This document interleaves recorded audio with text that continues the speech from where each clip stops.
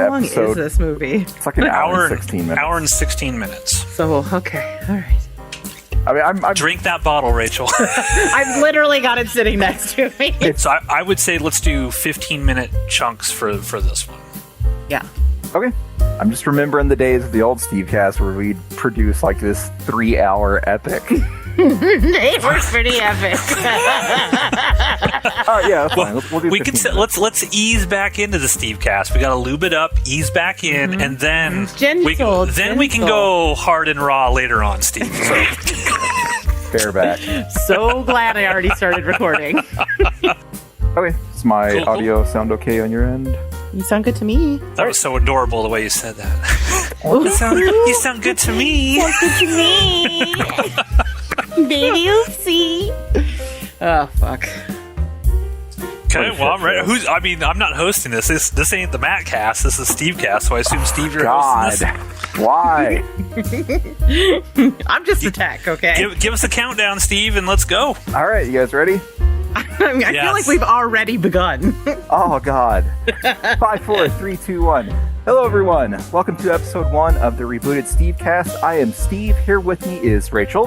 Hello. And last and definitely least, Matt. Oh, it's already starting early. Yeah, we're starting early. So let's talk about what the Stevecast is for all of you out there who have never heard of this before. Stevecast is a show with a stupid name where we watch a movie in chunks. So we are going to watch I agree that movie. the name Steve is stupid. It is. It's definitely, there's too many of us in the damn world. We're going to watch a movie in chunks. We're going to watch 15 minutes of a movie, pause, come back, talk, discuss our thoughts about what we just saw. It's probably going to be crap. Break again, go watch another 15 minutes, lather, rinse, repeat. What this allows us to do is discuss a movie as it's happening, but without talking over it. Someone else talk now, because that is the Stevecast in a nutshell. Yeah, so obviously during the 15-minute chunks that we're watching, none of us are going to be communicating with one another. Rachel's in California, Steve and I are in separate abodes here in Lincoln, Nebraska, and we won't know what we're talking. I mean, when we come back, Rachel might say, "This is the greatest thing I have ever seen, and I love every minute of it." And she will. And I might just quit and leave the show. You don't know what could happen when we come back, so that's kind of what we're doing here. Well, what are we watching? You haven't said what Oh, God. Does it really matter? Well, for people who want to play along, right? Yes, that's true. That's true. What are we watching, Steve? We are going to be watching Baby Oopsie. Peekaboo. Guaranteed to be an epic adventure. One of the newer movies from Full Moon, a brand that all of us have fond memories of. Maybe not within the last several years, but fond memories growing up. So I believe, is this Baby Oopsie supposed to be like the demonic toys character? Did you not? Are you trying to tell me you did not do your research before the Stevecast? Because that hurts me. That hurts me. You know, if you did not do oddly your enough, research. I wasn't willing to spend any additional time on Baby Oopsie. Yes, this is Baby Oopsie Daisy from Demonic Toys, a solo film as Charles Band. Chucky, as I like to call him, we're good pals. Chucky likes to take various dolls that he's created and create entire franchises out of them. I'm still waiting for the Jester franchise. Whenever that comes, I will probably be well, I won't say what I'm. So what I'm hearing but is you want 75 minutes of Jester sitting on a shelf doing nothing while the rest just of the puppets spinning take his care of head and everything. stopping on random facial expressions. That's what I want. So here's the thing. If I haven't seen the Demonic Toys films, is there a lot of canon that I'm going to be Wow, missing you out are missing out on the Full Moon cinematic universe. How could you expect to understand I'm a little the ashamed of myself crazy right story now. of Baby Oopsie without having seen Demonic Toys or Demonic Toys versus Puppet Master or Doll Man versus Demonic Toys? This is technically a part 4, Rachel. Is Yes. this really a part 4? I mean, I feel don't like fucking know. Oh. Well, Steve, remember Puppet Master vs. Demonic Toys was created by Sci-Fi, and that is not technically considered canon. Charles Band had nothing to do with that extended one. universe. Not considered canon, but I digress. Now, what I wanted to do here is I recently went through my entire comic book collection, and I actually own, from when I was a kid, there was a comic book store called 4-Color Fantasies in Redlands, California, and my mom took me there, and on the shelf was Eternity Comics. That was the publisher of it, and it was Demonic Toys #1, and I have that, but I couldn't find it before the show. But I'm all in on this. I'm invested. I am very familiar with the Demonic Toys franchise. Not as good as Puppet Master. Let's not be crazy here.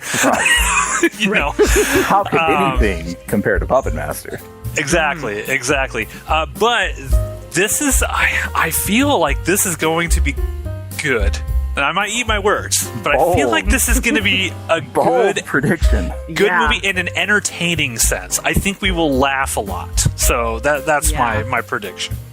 Yeah, it's not going to be... I don't think it's going to be as good as the recent Puppet Master movies where they're fighting the Nazis, like Axis Rising or whatever the hell those were. Wasn't that our first Stevecast? That was one of the first, with Kamikaze, the puppet, and Bombshell. Is it all coming back to you now? Yes. That was our first trauma bonding The old experience. Stevecast started with a Puppet Master movie. It will return with a Demonic Toys film. And I'm curious if that's an upgrade or not. I'm curious if we're going to see any of the other Demonic Toys in this. Are we going to see cameos? Are we going to see like Jack Attack and all of these? I'm curious. Yeah, I can't feel wait like to find out. Since this is presumably about a woman creating Baby Oopsie, this is probably a prequel, so maybe the end of it is going to lead into the first Demonic Toys.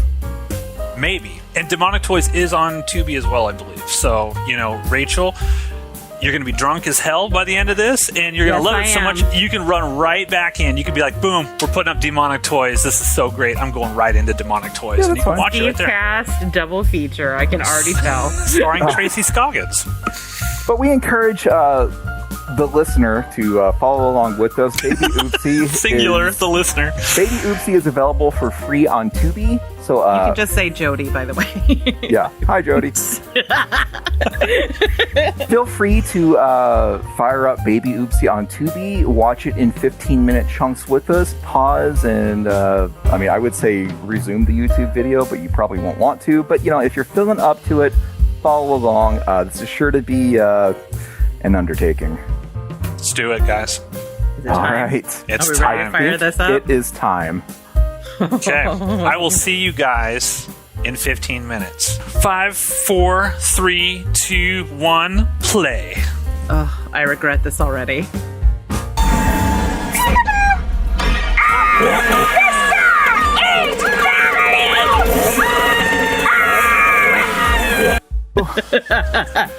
Welcome back. I have managed to drink 2 glasses of whiskey. Oh, good. We're going to have super drunk Rachel by the time this is over. Why does every second of this movie so far seem like it's about to turn into the most upsetting porno? No part of this movie made me think porno. Really? Yeah, me neither. Just testing you, Steve. Just testing you. All right. Well, we are back, ladies and gentlemen. We've watched the first 15 minutes of Baby Oopsie, and we're going to toss it over. Rachel's got 2 drinks in her. 2 drinks in. Steve, you are basically our scribe. You are the one that's focused totally on this, taking copious notes here. What's been going on so far in the first 15 minutes of this movie? Yeah, I really liked the opening of this movie. I liked all of the shots of the creepy dolls being restored and clothing being made for them. They're being painted and having blemishes removed. And then humans showed up, and it was downhill from there. So the story is about Sybil Pittman. Is that her name? Did I get that right? I think that's her name. Yep. I'm calling her Sybil. Sybil runs, she hosts a show about doll restoration. At first, I was getting public access vibes from this, but later on, someone mentions it's an internet show. Hello, doll enthusiasts. It's me, your hostess, Sybil Pittman. Welcome back to another episode of All Dolled Up. but she That shit would slap on TikTok. I'm just saying. Go for I'm it. just saying. We are looking for new content for Outpost Unknown, Steve. Yeah, so if you anyone wanna get out there involved in wants something like this- to restore dolls for our YouTube channel, contact us, reach out. We will pay you absolutely nothing. outpostunknown@gmail.com. Yes, thank you. She hosts a show about doll repair and restoration, and if she stopped there, it would be fine. But then she has the dolls get married while other dolls watch, and she sprinkles rice on them. But in the middle of her show, her mother starts yelling at her to go answer the door, and this mother character, she just treats Sybil like shit. Go answer the door. Where's my beer? Make me a sandwich. Where's my breakfast? You're a piece Kind of of like shit. hanging out with Your you guys. dad's piece of shit. Yeah. Whoa! Wow. Too far, Rachel. We don't want the public knowing this kind of stuff. The Stevecast could be a two-man show, Rachel. You're here because we let you be here. Thank you for providing a perfect example of my joke. But what's weird about this mother character is she's yelling at Sybil off screen for so long that I thought she was meant to be like a voice in this character's head. That's what I thought too. That's It's why weird. I Like, initially Matt, thought. you are a director, air quotes. Would you ever have a character? I hate you. Would you ever have someone in one of your films deliver this much dialogue from off camera before revealing them? No, Well, you're not as good as Charles Band, then. Well, I mean, Who is? what I will say with this before we move on, what I will say so far is I was actually a little bit surprised on the quality of like the cutting back and forth. Like the editing quality was pretty good. I'm not going to say the actual directing, filming wise was great, but I was a little surprised. I've seen a lot of Full Moon stuff lately, and this looks like they were at least attempting a higher tier, a higher caliber the of gritty comeback for Full Moon. It could be. It depends on how the rest of the next hour of this movie goes. Yeah. So far we have no dolls that are alive as of yet. Well, yeah, as of yet, as far as we know. But anyway, so Sybil's mom shows up, treats her like shit. Sybil goes and answers the door, and there's this creepy postal delivery person who's like, yeah, I delivered this to you personally. Lots of Porsche pirates around here. I watch your videos in bed every night. Scenario number one. Yes, and Sybil is not having this at all. But in the middle of this, for seemingly no reason, I'm assuming there's going to be some sort of payoff for this. A Girl Scout knockoff called the Unicorn Girls. Excuse me, Miss Pittman. Would you like to buy a box of Unicorn Girl cookies to help kids get school supplies? Shows up and offers to sell cookies. And Porn Sybil's scenario like, 2. Did you see the box? Porn scenario. The box This looks girl was awesome. like 12, Rachel. I didn't say it was. I said it was the worst porn. The worst porn. What exactly are you admitting to here on the Stevecast? I'm just saying there are formulas.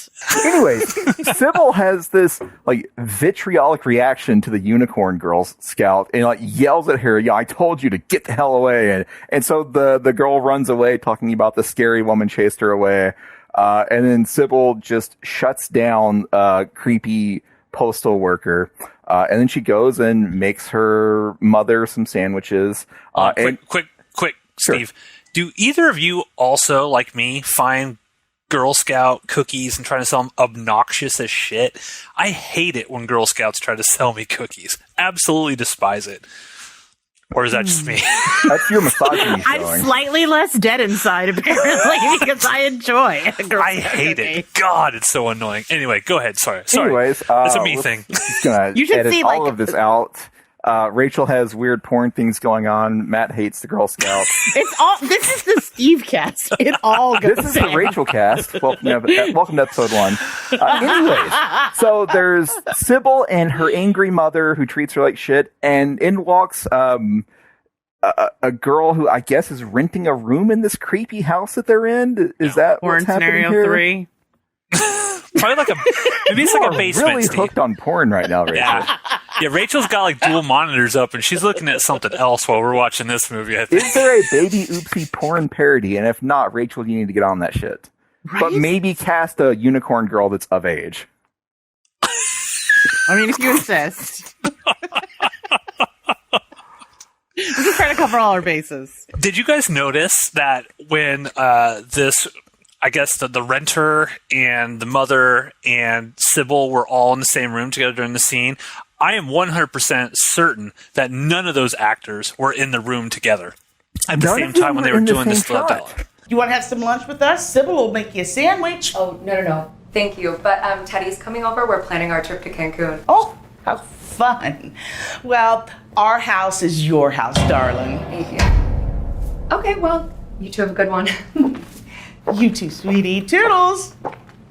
Yeah, because they're not in the same shot. The only time you actually see it is you see from behind the mother's head when Sybil smacks her with a mallet, but you never see the face of that person. I don't think any of those actors were actually there. This is something that an air quotes director would pick up on. Us normies would not. This is what I bring to the cast, everybody. Congratulations. Expect more of this in the coming weeks. Yes. So the renter, who I didn't catch her name, she seemingly has this very nice life, and aside from the fact she rents a room in this house, because the mother seems very envious of her, very much, you're one of the family, you and everyone else, you're always welcome here, blah, blah, blah. Basically the opposite of how she treats Sybil. And Sybil has violent fantasies because as soon as the renter leaves... Porn scenario number 5. Wait, what? Jesus. See, now you get it. Now you got it. All right, so here's what I am getting. For Rachel to be satisfied via porn, it has to have a creepy mailman, a Girl Scout, and a renter who is apparently not related to you. I mean... Did I check all the boxes there? I mean, I feel like it's the beginning. It's a good start. So what else happens? Sybil There's a doll-making montage. Yeah, doll-making montage. That's a cool montage. I'm going to say that legitimately. That was a pretty cool montage, how they put that all together. I will point out, though, that did either of you guys notice there is music basically playing through this entire opening 15 minutes. Director, air quotes. I didn't catch that. there's like no moment in which there's not some sort of music being played, whether it's rock music or some weird sort of like how do you describe like sort of like tinkly sort of music box, like a music box. Yeah, that's what I'm looking for, like music box sort of stuff. And there's some. It's not Richard Band. I looked. Richard Band did not do the music for this. Charles, great, fantastic composer brother, but you could tell that they were kind of aping some of the Richard Band sort of stuff too. So. Constant music throughout this whole thing. We've been talking for 10 minutes here, and we haven't even actually mentioned Baby Oopsie yet. So let's talk about how Baby Oopsie makes it into this film. Let's do so. Let's do that. So the creepy postman, per Rachel's fantasy, delivers a package. Do not yuck my yum. We're not kink shaming on the Stevecast. I am kink shaming. So creepy postman / fantasy material delivers a box to Sybil, which inside is like this burnt and desiccated and stapled head of Baby Oopsie. So I was thinking this was like Baby Oopsie's origin story, but apparently Baby Oopsie has already been out there because someone has sent Baby Oopsie's head to Sybil with presumably the goal of having Sybil restore Baby Oopsie. And I got to tell you, there's a scene where she's trying to clean Baby Oopsie up, and like the voice box in the doll still works. And just out of nowhere it goes, "I worship the devil. I'm friends with the devil." And I laughed out loud at home. So far, I am into this movie. Yeah. Okay. I did like the quote when she's talking to the mystery woman who is renting the traditionally attractive person in this movie. Okay. The renter, where she's talking to her. Sybil would like a word, okay? She's like, well, dolls aren't like people. The only thing they need is love. They won't betray you, be mean to you. They won't give you violent thoughts. I love it because you see the reaction of the other actress and she's like, what the fuck? I like to think that wasn't in the script and she was just genuinely caught off guard. Well, here's my question. Are we supposed to feel sympathetic towards Sybil at the beginning here? Because she was clearly shown being like pretty aggro towards that underage Rachel, unicorn Girl Scout. Are we so? And that's generally not something that would garner sympathy with the audience. But then she's also supposed to be. It feels like she's supposed to be sympathetic towards her. Yeah, I think we're supposed to be sympathetic and understand that if she's got issues, it's because of her shit ass mom, who she fantasizes about smashing in the head with a hammer at one point. Yes. Okay. Yeah. Any chance we could name the show Unicorn Girl Cookies? That's fine. I think it's Done. gonna be unicorn girl droppings like the at this point. Stevie Poopening or something. What was it? You had a name for it. I was on board with. I said Stevecast 2 Electric Stevie Poo. That's it. Ridiculous names all around. Anything support else? that one. Are we ready? So Rachel, what are your thoughts? You've watched the opening 15 minutes. You got quite a bit of alcohol inside you. You got What do you quite feel? a bit of porn going on in your head. Listen, I have to entertain myself somehow. Although, to be honest, I don't know if it's the Uncle Nearest speaking, but I'm very entertained by this movie so Charles far. Band has done it again. I mean, trust the master. You gotta trust the process. He knows what he's doing. Okay, well let's watch the next 15 minutes. Let's make sure he's still on the right track, and then we will be back with more commentary on what happens between minute 15 and 30 of Baby Oopsie. So professional. Hold on, wait. Where did I'm a little drunk. Okay. And that's an example of being unprofessional right there. I mean, I like to believe it's like one of those sort of like WB castings where she looks 12 but she's really 45. Like, again, no kink shaming on the Stevie Boogaloo or whatever the hell this is called. Okay. Bye. I keep a hammer in my nightstand, just in case you're thinking of pulling any funny.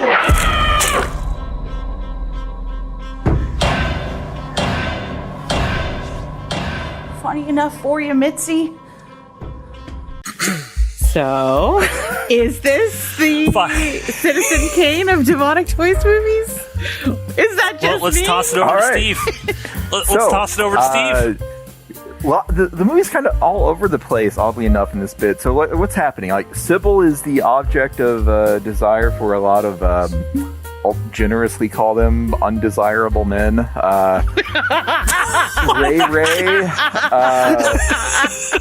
Ray and the creepy postman might have like 7 teeth between the two of them. She also has a horrible job at a call center, which, hey, I get it. Prior to getting to the call center, she gets mugged by a couple of guys who, at first, she pulls out some mace and hits one of them with it. And I was like, fuck yeah, get him. But no, that was just another one of her violent thoughts. She immediately pulls out her wallet, which apparently contains her bus pass, and hands it over to the guys, and they run away. So she's late for work, and her asshole boss, who is appropriately named Karen, I love this basically takes Sybil, grabs baby Oopsie, who Sybil brought to work with her, goes in the office and is just tearing Sybil a new one, telling her what a fuck up she is, how proud Karen is of her key to excellence that she has on her name tag. She basically tells Sybil that, one more fuck up and you're fired. And then Sybil has another violent thought where she imagines poisoning Karen, which of course doesn't happen. Karen, go Can for I it. point something out real quick? I'm on IMDb because I'm like, I love this actress who played this boss. Late again. That's 2 times in 6 months. I was robbed. And the company was robbed of having enough operators this morning. I thought she was absolutely awesome. She's not listed in the IMDb credits. There's nobody named Karen in here. So either Charles Band said, we forgot to credit you, or she requested to not be associated What score does this have in with IMDb? movie. 100, or they're lying. Let me hit back. We got a 5.5 Higher out of than I 10. expected, but you know what? It needs to be higher. So another plot point that kind of randomly shows up is apparently Sybil's dad has died, and people think she has money now due to some sort of inheritance, and that's the reason the two muggers go after her. They're certainly not living like she has a bunch of money, but that is apparently what people think. So this segment was just kind of spent lining up presumably future victims, the muggers, plural, Karen, the angry boss. Who else did Sybil hate during this? Clearly she still hates her mom. Wait a minute. You've missed the most important part. We got baby Oopsie coming to life. I thought you meant the End of the segment. Oh, okay. That's fine. Talk about it, Matt. Go for it. Okay. It's your fucking show now. It's No, I the don't goddamn want to. Mattcast. No, I mean, you yelled at me, so I don't want to talk. All right, so go ahead, Steve. I'm sorry for stepping on your toes. Sybil gets chewed out by her boss, gets attacked by the muggers. It seems like people are sending her bits of baby Oopsie, like in the mail, like one at a time. She tries to restore baby Oopsie, and it just starts having a fucking fit. Real creepy with the eye movements from baby Oopsie here. But then she realizes that. Yeah, he's starting to look a little like baby burn victim. Yeah, which I'm going to Google that. That's got to be a thing. Baby burn victim. Inclusivity. Maybe I should cut that. No, we're leaving that in. Everything Rachel says, we're leaving it in. So you know when Sybil's like holding the baby up to her shoulder, and you get those creepy over the shoulder shots of the camera looking directly at the baby as it's making those weird eye movements. The only thing, like, whenever I'm watching these, I'm cursed because I'm like, I could make this cooler. I just kept thinking, like, wouldn't it be awesome if like the baby started like tongue started flicking out of its mouth and like moving all around? I'm like, that would have been really creepy. I don't know what that says about me, but that ups the creep level. Director Matt. Director Josh. I don't know who this Matt guy is that you're talking about. But yes, it could missed opportunity. So she's getting mailed parts of baby Oopsie. She tries to put baby Oopsie together. It doesn't work. Then she remembers that she was sent a gear in a separate envelope. A gear with a pentagram, and she puts that in baby Oopsie, which I didn't realize baby dolls had so many mechanical parts. Maybe I'm just dumb. But she puts the pentagram gear in, and that brings baby Oopsie to life. Baby Oopsie, y'all sing to me, mama. You're so pretty, mama. Kind of lulling Sybil. No, Steve, say it in the voice of baby Oopsie. No. Direct him. Blast you. I'm trying. This is how he is, Rachel. Director. He's always very difficult. He won't do it. Is that what you wanted to hear? Are you good now? Are you good? Yes. No, you got to do it more than that tonight. We'll wait and see if baby Oopsie throws out some more quotable lines. Ringtone. See you next Tuesday. Like, see you next Tuesday, right at the very end. You fainted. I thought you might need a few minutes before we started so again. baby Oopsie, after coming to life via this pentagram gear, tries to start, playing nice with Sybil. But when Sybil falls asleep, baby Oopsie's like, oh yeah, finally this C-bomb is asleep. I can go fuck shit up. And that's where we paused it. So we don't actually know what baby Oopsie is about to do. This C-bomb. Okay, potential new name for the show. The C-bomb show. Gotta be a thing already. No.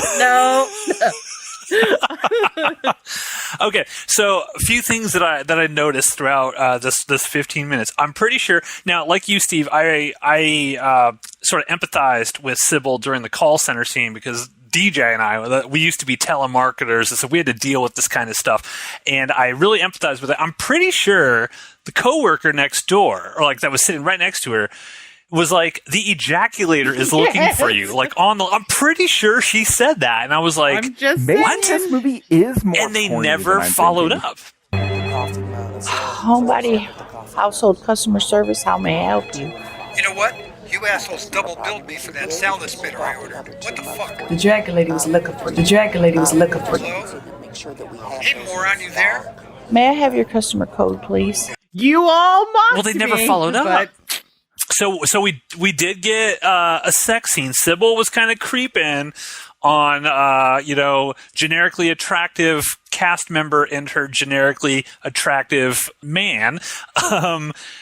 Did you guys notice the best thing that actor did. So the guy who, you know, we get side boob, we don't get like full nudity or anything like that. So I don't consider that. That doesn't 100% of boob or 0% of boob. But pick one.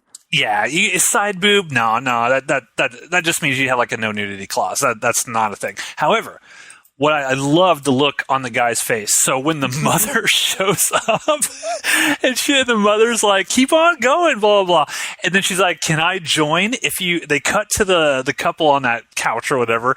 And his face, he's just like, yeah. Come on. It was so great. It was so great. If one of us is going to say no, generically attractive girl's going to have to say it first because he was willing to entertain the thought. Let's go up to your room. Can I join? What do I have on my notes here? Notes? Okay. Oh, yeah. Oh, of course I've been taking notes. There was a fart. They put a fart sound effect right before I guess she has her sort of, I don't know, like Patrick Bateman-esque, you know, I want to like murder this person sort of moment. There was a strange fart sound effect that happened. I was like, similitude. I was like, okay, that's an interesting choice. Overall, though, I liked Karen. Her award was the key to excellence. I thought that was real nice. Evil Corporation. I'm so sorry you're you. I really am. It can't be easy. That was fantastic. Oh, Sybil. I'm so sorry you're you. And the reason why that was fantastic dialogue is because at a certain point in my life, I would have said that to somebody. So I'm like, was that point I'm all in. 5 minutes from now? It could be. Very well could be. I'm all in on this. God damn, I'm all. Oh, other thing I brought up on my notes. I can't stop talking about this movie. It's just so awesome. The other thing I was mentioning was okay. So the first segment, I said, are we supposed to feel sympathy towards Sybil? And we're like, yeah, we're supposed to feel sympathy towards her, even though she was mean to the unicorn Girl Scout. She had it coming. Now that, so we have this gummo looking dude who clearly is like, on one hand, I'm like, yeah, I want that guy at arm's length, if not longer. But on the other hand, he's coming across like trying to be nice to her, and she's still being mean to this guy.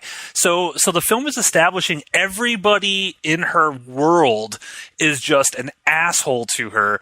But the people who are at least attempting to be nice, even though they are like, you know, from Steve's area of the South, they are like, I mean, she's mean to them as well. So I don't know. Matt. It's a treatise on human nature. I'm sorry you can't engage with the material. Was this written by like /r or r/nice guys, people on that Reddit? Like this is, she's interacting with the douchebags and shitting all over the people that are nice to her. Attempting to be nice to her. So I am finding difficulty finding sympathy with Sybil. Is a That's fucking me personally. queen, and you could never touch the hem of her skirt. Well, all of the guys that are pursuing Sybil are not. I still don't feel sympathy for her, though. She is an anti-hero. She is like the Mad Men character of this. She is the bad, what is it, Breaking Bad of this show. She's our anti-hero. You're just not ready for it because it's a woman. Work on yourself. Yes, so I'm all in on this. Rachel, what are your thoughts on this segment? I said it before and I stand by it. Citizen Kane of Full Moon Pictures. The greatest film. No, quick question. Steve and I have always been huge, much to the chagrin of our good friend Jeff, have always been huge fan of the Full Moon, like killer puppet movies and all this stuff. Where are you on sort of your love of that sort of subgenre of horror? Have you immersed yourself in the subtleties and the nuance that is the greater overall puppet universe? Or is this something like, okay, I've seen Dolls a couple times and this, I mean, how well versed are you? I would say I'm like somewhere in the middle. Like I definitely am not like deep in the lore like you. I'm not starting like a fan blog.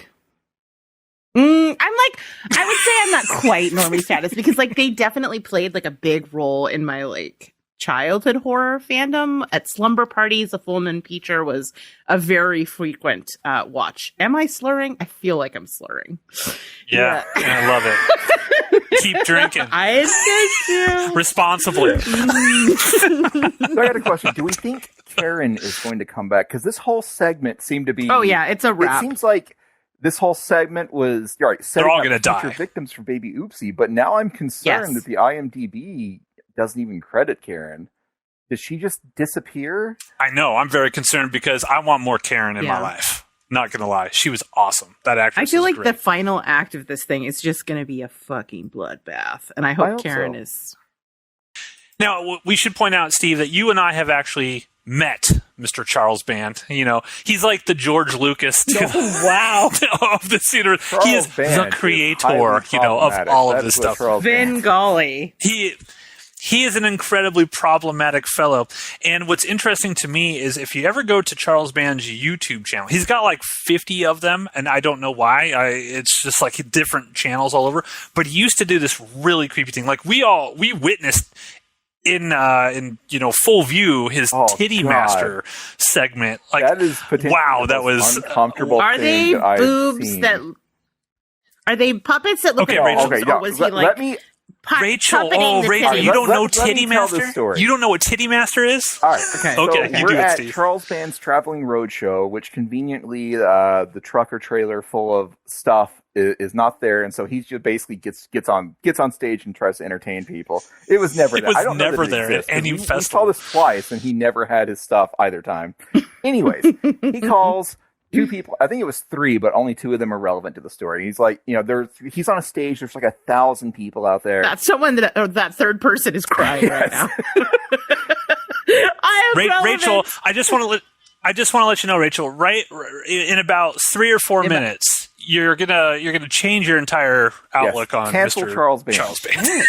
Okay, I'm ready. I got my stamp. They hand about so he's on a stage. There's like 1,000 people, out. I think this is outside. He's like, hey, I want 2 or 3 people to come up on stage and act out a scene from a new movie that I'm doing. And so he gets this creepy guy and a couple girls. One of them is not important to the story, but the main girl is. So he tells creepy guy and main girl, all right, I'm going to set the scene, and when I tell you go, you're going to act it out. But first, I want to show you the trailer for this new movie. And he on the screen behind him, he plays this ridiculous trailer for a fake movie called The Titty Master. Now pause real quick. These are just random people who are at the convention, like just actual convention goers. This is not like actresses he's bringing in. Is this a full moon specific event? Because I feel like that would self-select. Yeah, well, he does this thing called the Full Moon Traveling Roadshow. So when he goes to conventions, part of the convention itself is like, hey, I'll do this whole ball and the show thing up here. But he gets all the quote unquote actors to act out the scene from volunteers in the audience, just average convention goers. So these girls come up on stage not having any idea as to what's about to happen. Yeah, so keep that in mind. Your mind is probably telling you exactly what happened. Anyways, so he plays the trailer for Titty Master, and he's like, all right, creepy guy, here's your role. You're just going to freak out. You're going to start losing your shit. And so the only thing that can cure you is seeing titties. Go. And so the guy just starts freaking out. And then he points to the girl who had no idea this was coming in front of 1,000 people. And it's like, all right, the only thing that can calm him down is titties. So when I tell you to go, you show him your titties. Go. And so now she has a choice. She can. Does she though? Yeah, the coercive nature of a room full of. She can disappoint everyone there, or she can show her titties, which she had no idea she was going to be asked to do. Guess which choice she made, Rachel? Oh no! Cell phones are out, hundreds, if not thousands, of them in the audience. So and everyone's egging this girl on to show her boobs, and she had no idea that this was going to be a thing. That's Charles Band. That's what he does, and we love his movies. Why must you take the joy from everything? You wanted to know. I did. Me and Uncle Creepy Nearest are very sad. I'm going to cry. Yeah, Charles Band is, and that's why I'm kind of, getting back to the side boob thing in this. This is why I'm kind of confused, because if you look at his YouTube channel, he has YouTube videos where he's talking about full moon stuff, and he just has naked girls flanking him. Okay, so I feel so validated in my every moment of this. Feels like it's about to turn into a porno theory. You all mocked It could. me, but like I'm that just energy saying is that there. The side boob makes me think it's not going to be a porn. that I would want to see that from so far of all the people in this movie. I mean, open your mind. You never know what it may unlock in you. Like you Free might be your like, mind, I am and the Ray rest Ray will follow. sexual. Like, you don't Ray know. Ray sexual. Wow. You don't know. You can be as saying. sexual I do, as though. you want with Ray Ray. Feel free to have my lifetime supply of Ray Ray. I will not. be using it. I'm just saying, you never know when something will awaken inside of you. That's all I'm saying. It may be at minute 32 of Oopsie Baby that you discover new depths. Okay, so we're at now. Oh no! Baby Oopsie has Sybil is now sleeping, and Baby Oopsie has gone full Charles Lee Ray, and has just left her, I guess, bosom, and has jumped off and is off to go do something. And that's where we kind of paused. Any predictions on what's about to happen? People probably. I think. Who do we think the first victim's gonna be? My money is on Mama. I think Mama might be last. We're building to it. I think Mama is the one that has the most. She wants to kill her the most. I don't think they take her out that early. Gotta build. Thinking, you need a little. I'm thinking Ray Ray. Ooh, Ray. I'm thinking Ray Ray. Maybe that's who I'm thinking. I'm gonna go with Ray Ray. Deserve it yet. Creepy postman or no, like the little jabronis the that were muggers attacking her on the street. I'm going with the muggers. I feel like they're gonna get it the most. I'm going Ray Ray. Where are you going with, Rachel? I think it's the two like mugging jabronis. I think it's a wrap for them. Okay. All right. Well, we are gonna watch the next 15 minutes of this brilliant piece of cinema, a masterclass by director William Butler, who not only directed it but also wrote it. Ooh, an auteur. Auteur, not Artur. Drink some more, Rachel. Drink some more. I would rattle my ice, but it's gone now. It's just booze. Okay. We are going to start this in 5, 4, 3, 2, 1, play. Hi, Mama.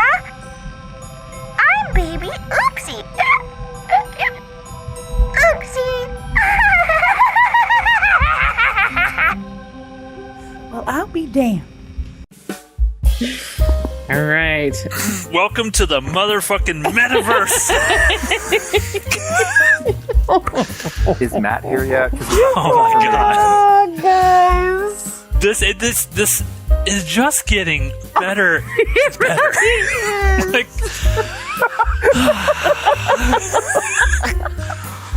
all right, ladies and gentlemen, we are back. We have officially entered the metaverse. Steve, I'm going to toss this over to you.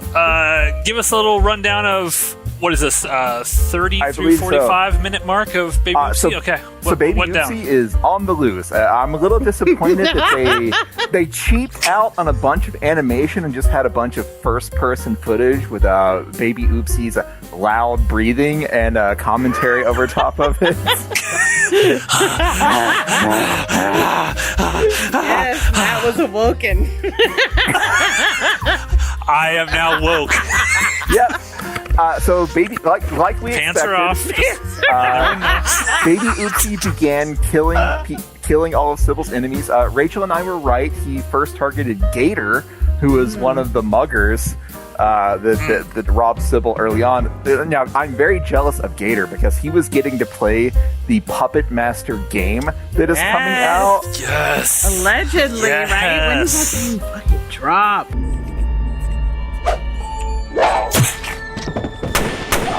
What are you doing, you stupid asswipe? Nice move, newbie shitbag. It's supposed to drop for free sometime this year on Steam, which means that is prime outpost unknown. We will be playing the shit out of that. Cannot wait. Very jealous of Gator. It's gonna be so broken. Don't care. Had Puppet Master. So Gator gets strangled to death with a USB cable, and Baby Oopsie eats a chunk out of his face. Wait a minute. You forgot a part, right? At the very beginning, when Baby Oopsie sort of, first starts running around, she runs into Annabelle. She says, "What are you looking at, bitch? Conjure this," and beats the fuck out of the Annabelle doll. What are you looking at, bitch? There's a new sheriff in town, sweetie. Conjure this. Annabelle's stupid. I mean, come on. Just saying. Not as good as Baby Hot Oopsie. takes on the Stevecast. So he punches Annabelle in the face and then also goes and kills Gator, and then he comes home and decides, is this actually Sybil's mom? Because Sybil keeps calling her like by her first name, like Mitzi. So maybe. See, that speaks to the relationship and the disconnect between the two of them. So anyway, either that or Steve screwed up at the very beginning by calling her mom. We just assumed that Steve was I right. could say that sounds maybe like she's like a it's more on you. stepmom. It could be a stepmom situation. I don't know. She's talking about your dad. Like, there's been no men around here, which feels like a super burn on the creepy postman and Ray Ray. That's cold-blooded Mitzi. So there was another sex scene with generically attractive renter girl.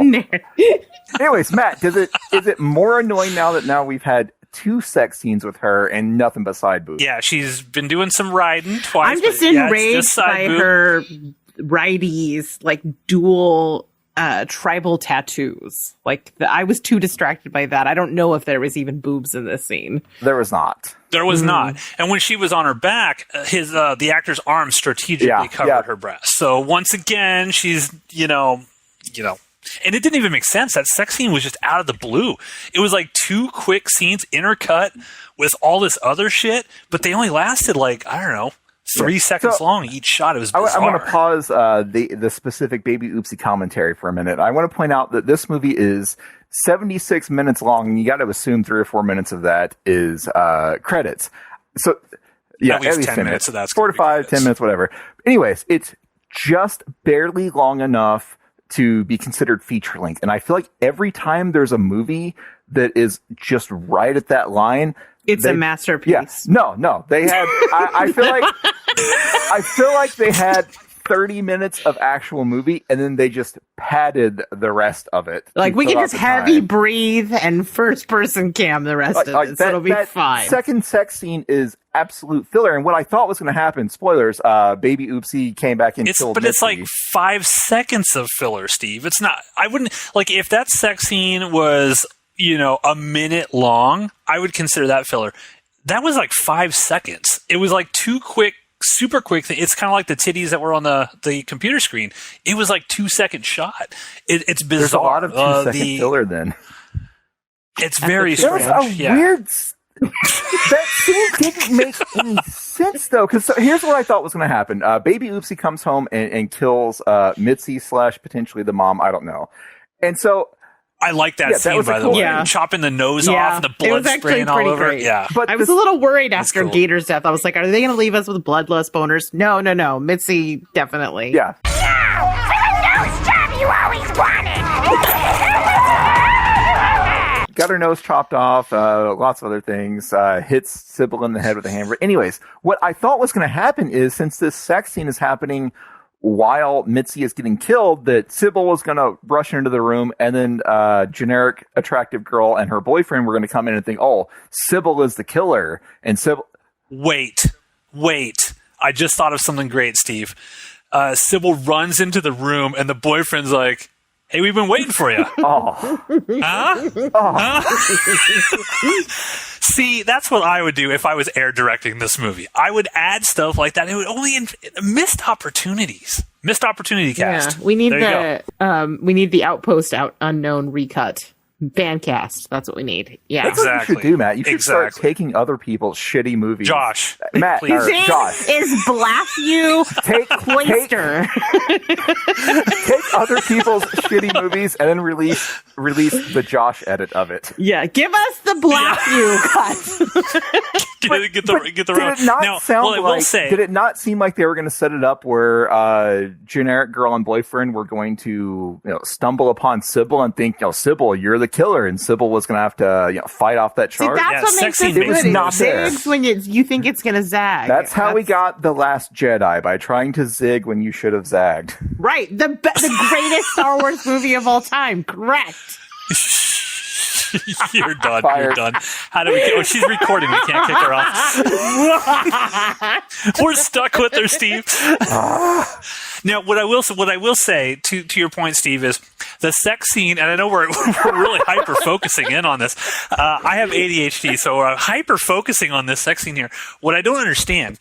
She had like no idea that people were screaming and hollering and anything like that. It's like, yeah, like it didn't make any sense to be where it was. Banged through a woman getting murdered, and this woman's daughter / friend / roommate stumbling around like it. She can't hear the screaming of the other people they because really of that. focused in on the guy banging his hand against the wall. Was that the purpose of the scene? Like he can't hear the noise of the murder when he's banging his head or banging his hand on the wall. I think what the scene is about is the circle of life, right? In one room, someone is dying, and the other one, new life is being formed. It's beautiful. It's poetic. Yeah. Okay. That touches me in the right place. I feel like this is actually just shitty. I like acting. it. I like that. I like that. I will say I love the voice of Baby Oopsie. I think it's hilarious. It has that great sort of Brad Dourif Chucky sort of vibe to it. It's like you could tell that's kind of what they were going for. I love the vulgar nature of the dialogue. It's Mama, no, Oopsie, afraid of the dark. Let me out of the bag, you fucking bitch. Patrons can have that as their ringtone. So far, everything about this movie I am just enjoying thoroughly. Thought you were about to say I did too, but I was like, if I say it, they're going to think I'm and that too. And jerking it too. So enjoying it and jerking, the whole gamut. So we spent the last 10 minutes talking about a sex scene that was in the movie for 5 seconds. Yeah, what I was very excited by, we get another full moon metaverse aspect here. She's watching subspecies. We get a Radu cameo. By the way, I don't know if you guys know, but Charles Band has a new book out, and the new book, I haven't read it yet, but apparently it's about his entire process back when he did Empire Pictures and all the way through Full Moon. It's supposed to be really good from what I've heard. And so all he does of the young, innocent girls he tricked into showing their tits. Well, club. Are you saying I can't support the book now, Steve? Is that problematic if I try to buy that book? Because I'm supporting Charles Band. Cancel Charles Band. Hashtag cancel Charles Band.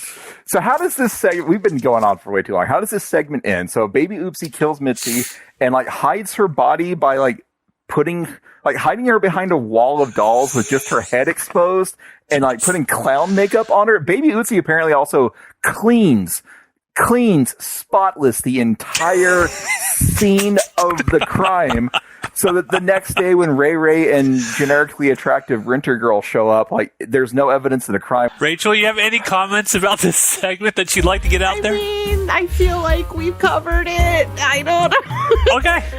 All right. Well, then let's tee up minutes 45 through 60, the penultimate segment here of Baby Oopsie. Yes. We're going to find out how this all goes. Sybil has just turned on Baby Oopsie, and now we get to see their dramatic showdown. Okay. Let's do it. In 5, 4, 3, 2, 1, play. Hey, baby. Oopsie! You wanna fuck with my mama? Not so tough now, are you, fruitcake? So much for your fucking college fund, bitch! Die! Die! Baby hungry! There you go, night-night. Mm-hmm. Hello! Mm-hmm. Getting in. Mm-hmm. We have reached the research montage phase of the movie. GoNoodle.com. All right, so we learned something about Baby Oopsie. Baby Oopsie says that he needs to kill in order to stay. I thought you were going to say he likes golden showers, but okay, that's fine. We'll go with what you said. That was not a golden shower, but maybe your experience is different from mine. Rachel's mind is all over. Yeah. I mean, Rachel. Mm-hmm. This narrative that you've created. This narrative that you're reinforcing every time you speak. Anyways, Baby Oopsie needs to kill to continue to be alive. So that begs the question, if you two had an evil murder doll that would kill your enemies, no questions asked, how many would die? Because obviously you're going to take that deal. Ooh. I can't say that number on the show. I'm not a mathematician. I'll say that. My name is Josh Nunn. I'm a good person. Blackview Cloister strikes again. Lies. So this was just like a murder montage. Baby Oops. So first they go to get Karen. Okay. I do. I was disappointed. I was super disappointed with this Karen death. This is probably the first time I've been disappointed with this with Charles Band. With Charles Band. I was like, okay, the actress playing Karen is awesome. And I was really, really excited to see something cool. And I thought they were going to show like her entire face melt off or something. No, like that was a lame death. Yeah. So come on now, that was a lame death. Sybil gets fired because she shows up late again. And then all the coleslaw incident. Don't just smooth over the coleslaw incident. Coleslaw is disgusting. Matt, coleslaw is disgusting, correct? Oh, you want to hear a funny story? So, quick. Okay, go for it. Continue. I want to hear it. Tell us your coleslaw story. Oh, you want to hear the funny story? Okay. So, when I was probably like 14 or 15 years old, it was Thanksgiving dinner in Aurora, Nebraska. And the whole family was there. And we had a giant buffet line of different types of foods that all the different family members had brought, right? Now, there are two things that I absolutely cannot stand on this earth, and that's coleslaw and potato salad. You're like anti-condiment in general, right? Yeah. Pretty much. I like ketchup. Okay. I mean, I can do some ketchup, but it has to be separate from it. It can't be touching nothing. It's confusing. It's confusing, okay? I am a unique individual. I admit it. So, we're sitting here at Thanksgiving, and I'm going around, and I got my plate completely full. And my mother says, take some of that coleslaw. And I'm like, no, I don't want to. Eat it, Matthew. You're going to eat some of that coleslaw. Why, Mother? I have my entire plate. It's completely filled with everything. It's got stuffing. It's got ham. It's got turkey. It's got buns. It's got everything on it that a growing man needs, right? She's like, you're going to eat that, Matt. I went up to my mom like, Mom, if you make me eat this, I'm going to throw up. And I don't want to throw up. Eat it, Matthew! Okay, slops it right down on my plate. So we sit down at the table. I got, probably, over a dozen family members all around this big, big table. I eat through all my food. I'm just sitting there. And my mom looks at me, she's like, eat it. And I say, I'm going to throw up. Eat it. So I'm like, fine. Stick it in my mouth, swallow it, barfed all over the table in front of my entire family. And as I'm barfing, I say, see? And my mother never had me try coleslaw again. I feel like you are capable of a protest barf. Like, I feel like that is in your person. You could, barf at will to prove a point. Well, I mean, it was mortifyingly embarrassing to me. That also segues into how Karen died. All right, yes. Karen. So Karen dies. Baby Oopsie decides to, goes full I'll swallow your soul, Evil Dead, and barfs all over Karen. And I guess it's supposed to have melted her face. There's some CG smoke, there's some a little CG bit, smoke, and her face starts turning red. But this is Boba and the Sarlacc pit all over again. Happens.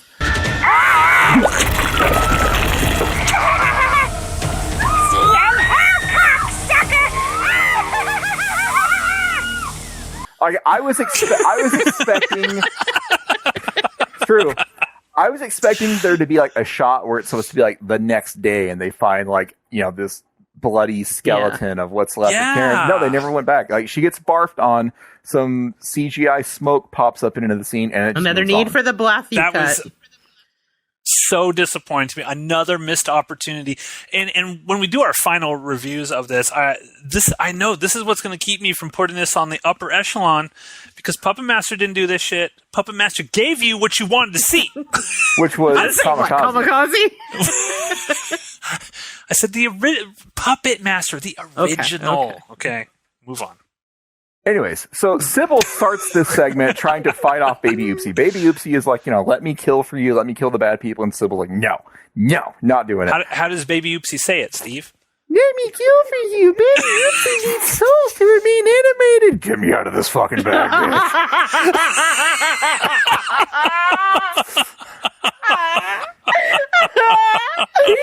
Baby Oopsie will kill you next. You can't resist the power of darkness. Love it. I love it. Anyways, Sybil gets fired. Sybil gets fired. Crying over here. which makes her accept the deal with Baby Oopsie.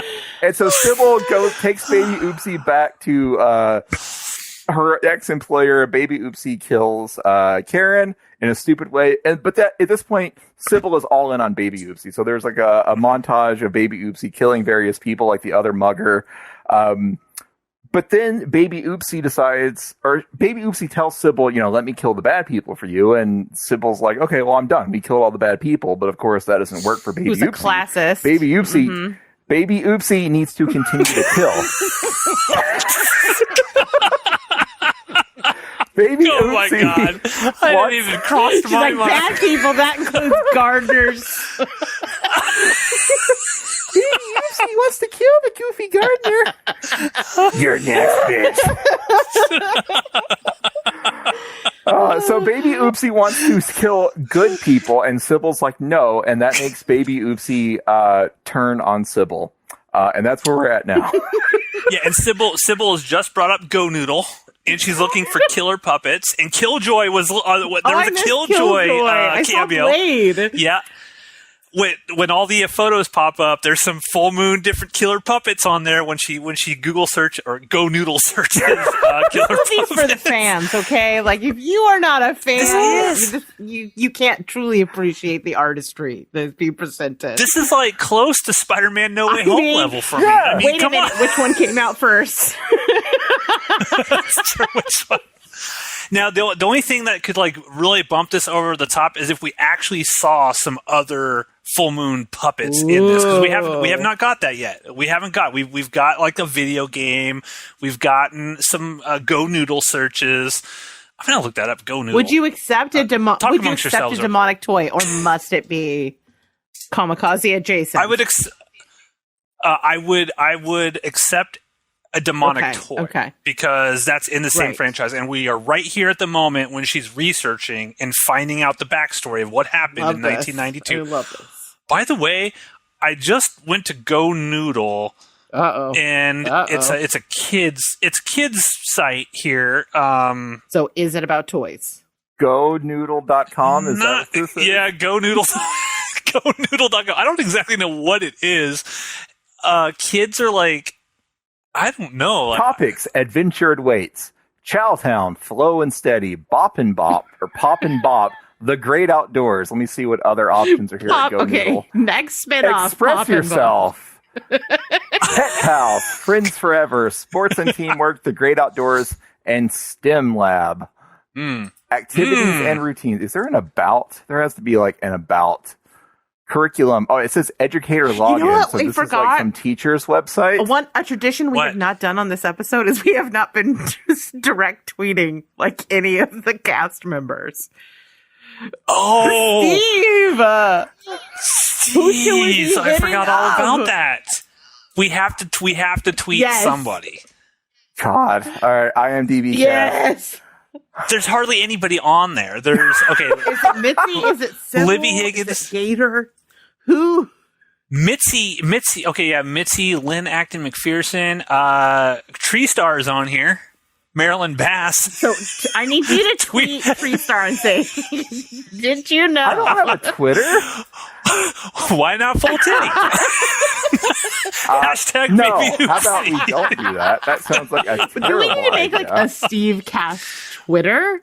So it's not directly connected. I don't want any of this to be able to get traced back to me. It's gonna be like Weavecast.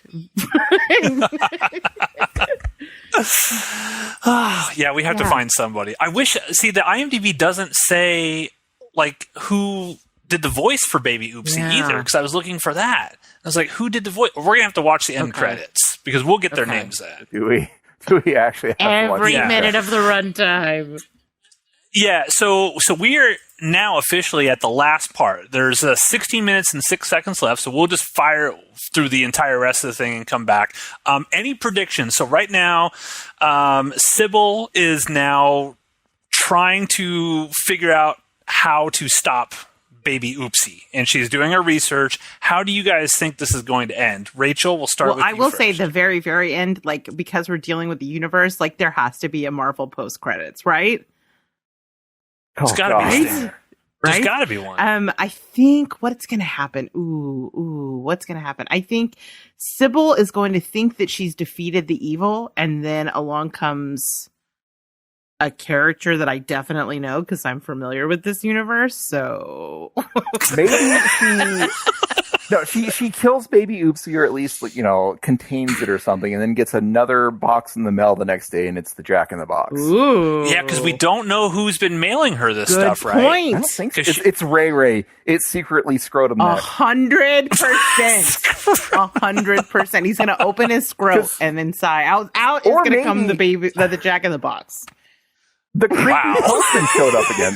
The postman asked Sybil out on a date, and she was like, no. Oh, yeah. The postman has been bringing everything. You're right. Yeah, so far, the postman and Ray Ray, like, don't really have any scenes closing out their story. And this movie is going to have arcs. Ray Ray and postman. Like, there are character arcs all over the place in this movie. But both Ray Ray and the postman don't want Sybil to die, right? Because they both want she can her, so it would not dolls. Be in their. You're right. Maybe Ray Ray is secretly a devil worshipper. Maybe. I'm gonna go out of left field here. I'm going to say Baby Oopsie wins, and Sybil turns into a new puppet, and we get Baby Oopsie versus Sybil. You know, whatever in the next movie. I think that'll be the stinger or something. You see, I hope they leave this open for a sequel because I need more of this. It's gotta. They got I'm to. Googling right? Baby Oopsie sequel. I mean, Steve, I know exactly who we tweet. We tweet Charles Band. Yes! And just say, like, what were you thinking without any, you know, story behind that? Just a generic question. No, we demand a sequel. Oh, sounds like such a bad idea. Tell him we'll send him $10 to get the sequel done. Nor will I get it. Okay, well. Wow, sorry, Randy. Listener. Sorry, Steve. Wow, Steve. Debbie Downer over here. Okay, so let's finish this up, guys. We got 16 minutes and 6 seconds left of Baby Oopsie. So far, it's been great, other than the Karen death. Let's see if it sticks the landing, and we will start this in 5, 4, 3, 2, 1. Play. You bitch! Not my little people! Satan will devour your soul! I'm just gonna say it now. Masterpiece. Okay. Okay. Greatest brain film or greatest film? You decide. All right, ladies and gentlemen, we have finished Baby Oopsie, all 1 hour, 16 minutes of gloriousness. Steve, this was your selection. We'll throw it to you first. Explain a little bit what happened these final moments here, and then your overall thoughts. So Baby Oopsie is on a rampage. Sybil thinks that, you know, she's apparently just, you know, hitting Baby Oopsie once in Sybil's mind is enough to kill it. Clearly that's not the case, because Baby Oopsie comes back with a vengeance, kills generic attractive girl in the bathtub by dropping a toaster in it. Then Sybil and Ray Ray are going to go fight Baby Oopsie, but Sybil does this Evil Dead 2-esque gearing up scene where she's just, you know, she's putting like oven cleaner and saws and hammers and shit, carrying it on herself. Shit. Yep, she's going around. She's going to fight Baby Oopsie. It doesn't really go her way because Baby Oopsie happens to have a tiny baby chainsaw. I just finished my drink. And she attacks Sybil. Sybil, what does Sybil spray her with? Spray the baby with, like, oven cleaner? So. Like, I think so. It's so. Harsh Apparently, chemical. You don't want it in your face. I guess oven cleaner just melts plastic because Baby Oopsie basically, like, starts turning into sludge. Sybil leaves the house, encounters the postman creeper again, and he's like, why don't you two just trade these parts back and forth? Like, why are you mailing them, or why are you receiving them from next door? Spoilers, Ray is a devil worshiper, or maybe the devil himself. He was sending all of the parts to Sybil with the goal of Sybil restoring baby Oopsie, which he was successful, so evil wins. Sybil is now basically a puppet for Ray and baby Oopsie, and she continues on with her doll restoration show, which is apparently now a big hit. And it's going to teach the world on how to build their own evil dolls. All you need is that. So presumably it will usher in toy hell. I mean, I'm just going to tell you, I was delighted that Charles Band, he knows what we want. He understands that we want an open ending so that we can continue. There's hope for a sequel in this ending. Well, he knows that that's what we want, and he also wants to make some money, so that's and why I will sit here and flick kitties at him all day. He can give it to me. He knows that we want this because we tweeted him. Yeah! Good. I'm so proud of you, Steve. You said, no. Good, no, Steve. Yes. Good. So now we have a Stevecast. It's at the Stevecast 2. It will be Follow our troll us. account. It will be strictly for trolling.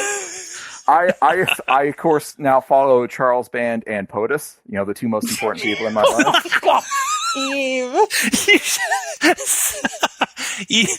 Tweet POTUS. Hey Joe, I think you should really POTUS. you should really watch. Okay, yes, you should send that. No, absolutely not. Okay. I'll tweet that Rachel wants to know POTUS's feelings on Ray's neck. You better not. I want to say I watched the end credits specifically to find out who played Karen. It's a woman named Diane Frankhauser. I want to say, if you're listening to this, Diane, you were awesome. They did you dirty by giving you a shitty death scene, but you were awesome through this movie. I loved. We gotta cast her. We gotta cast her. FR, it's Frank, and then HAUSER. Like Hauser. Total Recall. So this also I thought was interesting. I need to look this up. It said at the very end, filmed at the Full Moon Manor in Cleveland Heights, Ohio. So I'm gonna Google that real quick. We can rent that, right? Full Moon Manor. Like $500. That's probably what a full moon. Steve, just show them your boobs. We'll get in. It'll be great. Yeah, good idea. Excuse me. I would like to be a Game Master. Charles Band brings Hollywood to Ohio as he opens Full Moon Manor. He purchased a large house in Cleveland Heights and has converted it to shoot full moon movies there. How do we get some of that sweet full moon money? Wow. Okay, I gotta look more into this. He was located in California, in Southern California. And so many Californians were like, how the fuck do we get out of here?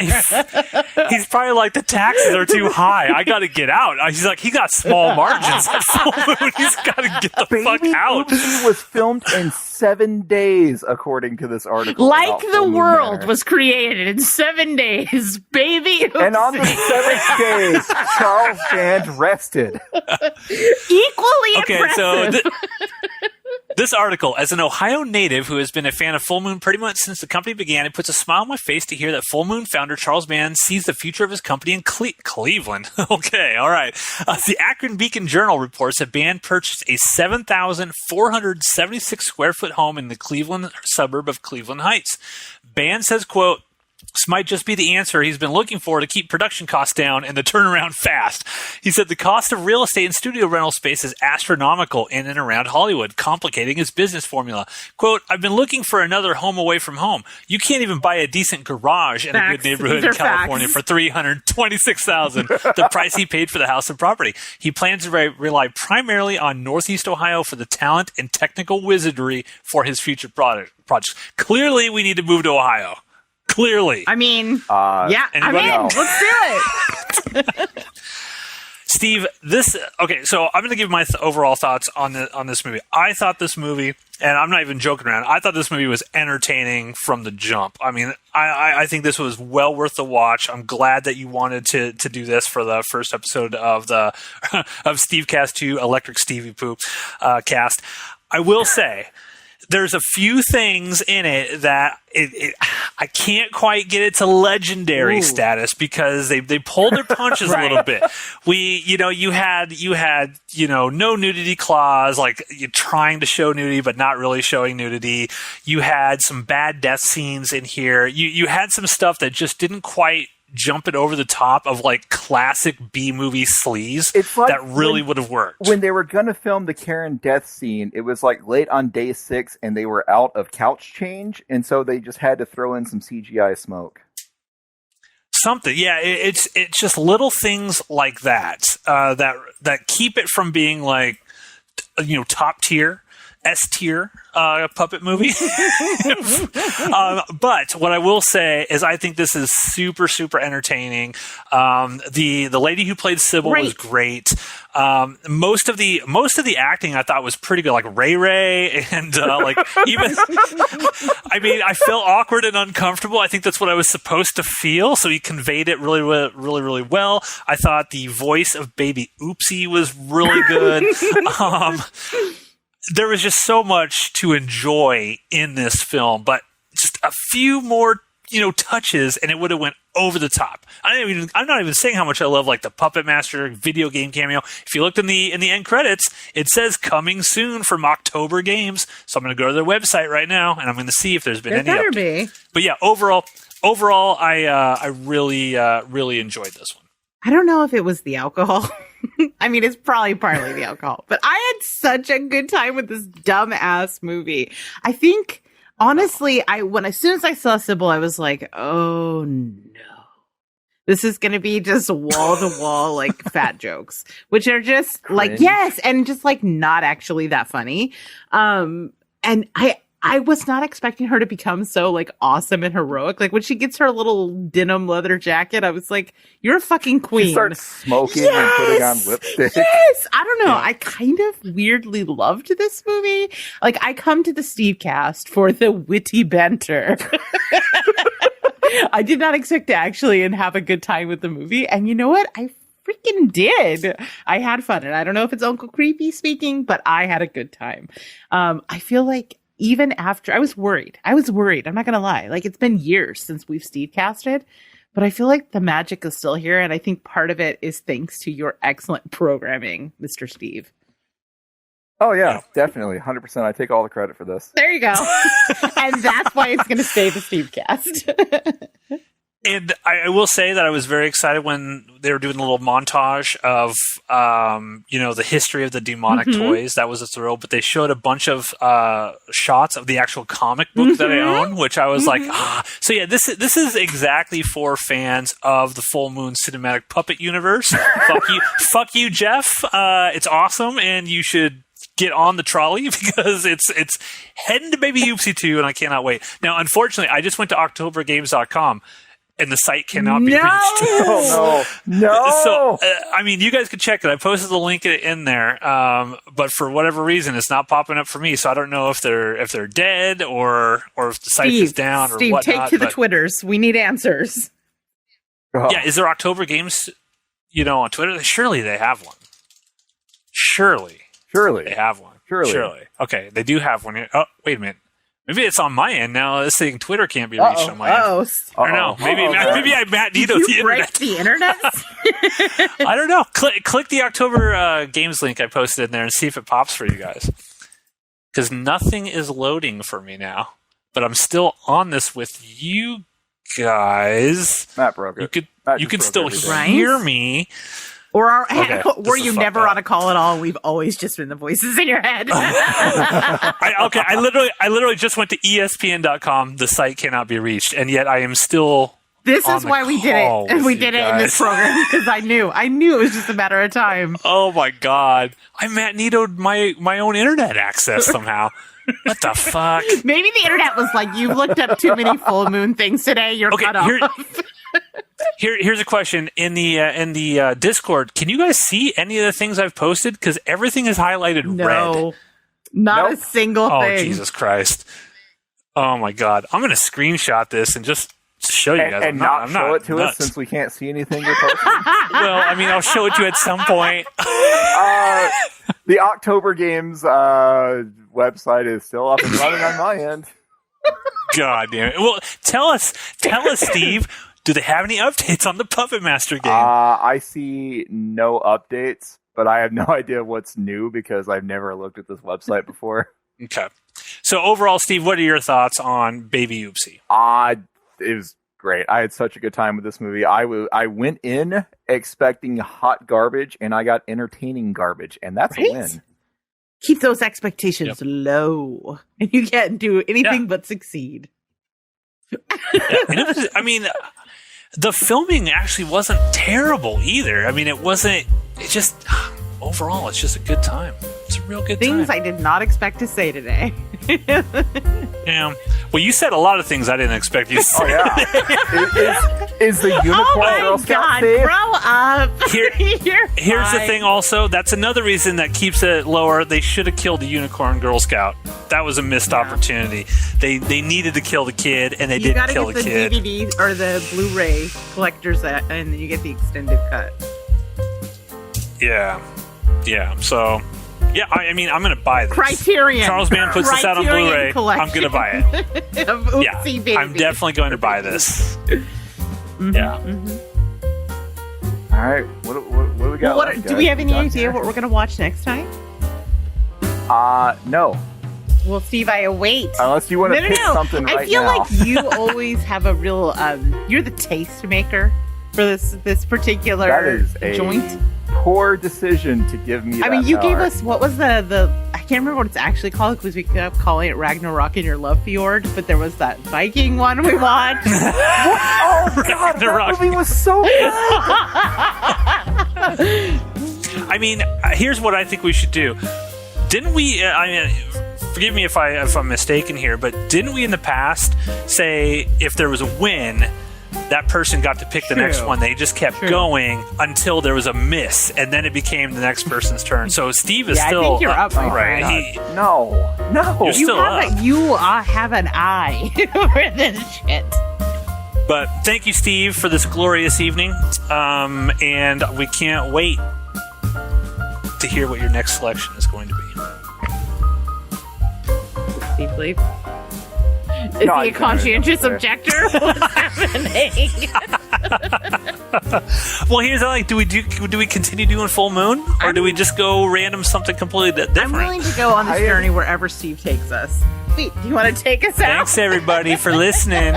Yeah, Steve, take us out. No, we're done. We're going to end on you saying very nice things about me and being ready for the next You're journey. so pretty, Steve. Yes. You're so pretty, Steve. Fuck you. Pick a movie. Come and get some.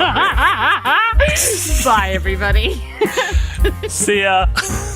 All of your enemies can kiss their ass goodbye. You're welcome, Mommy. No. Yes! No. Yes! No, I call bullshit! Fix it! You wanted her dead! What are you doing? No! What are you doing? Leave me out! I'm afraid of the dark! No! I have to go potty! Mama! No, Mommy, please! I'll be a good baby! Don't put Oopsie on a timeout!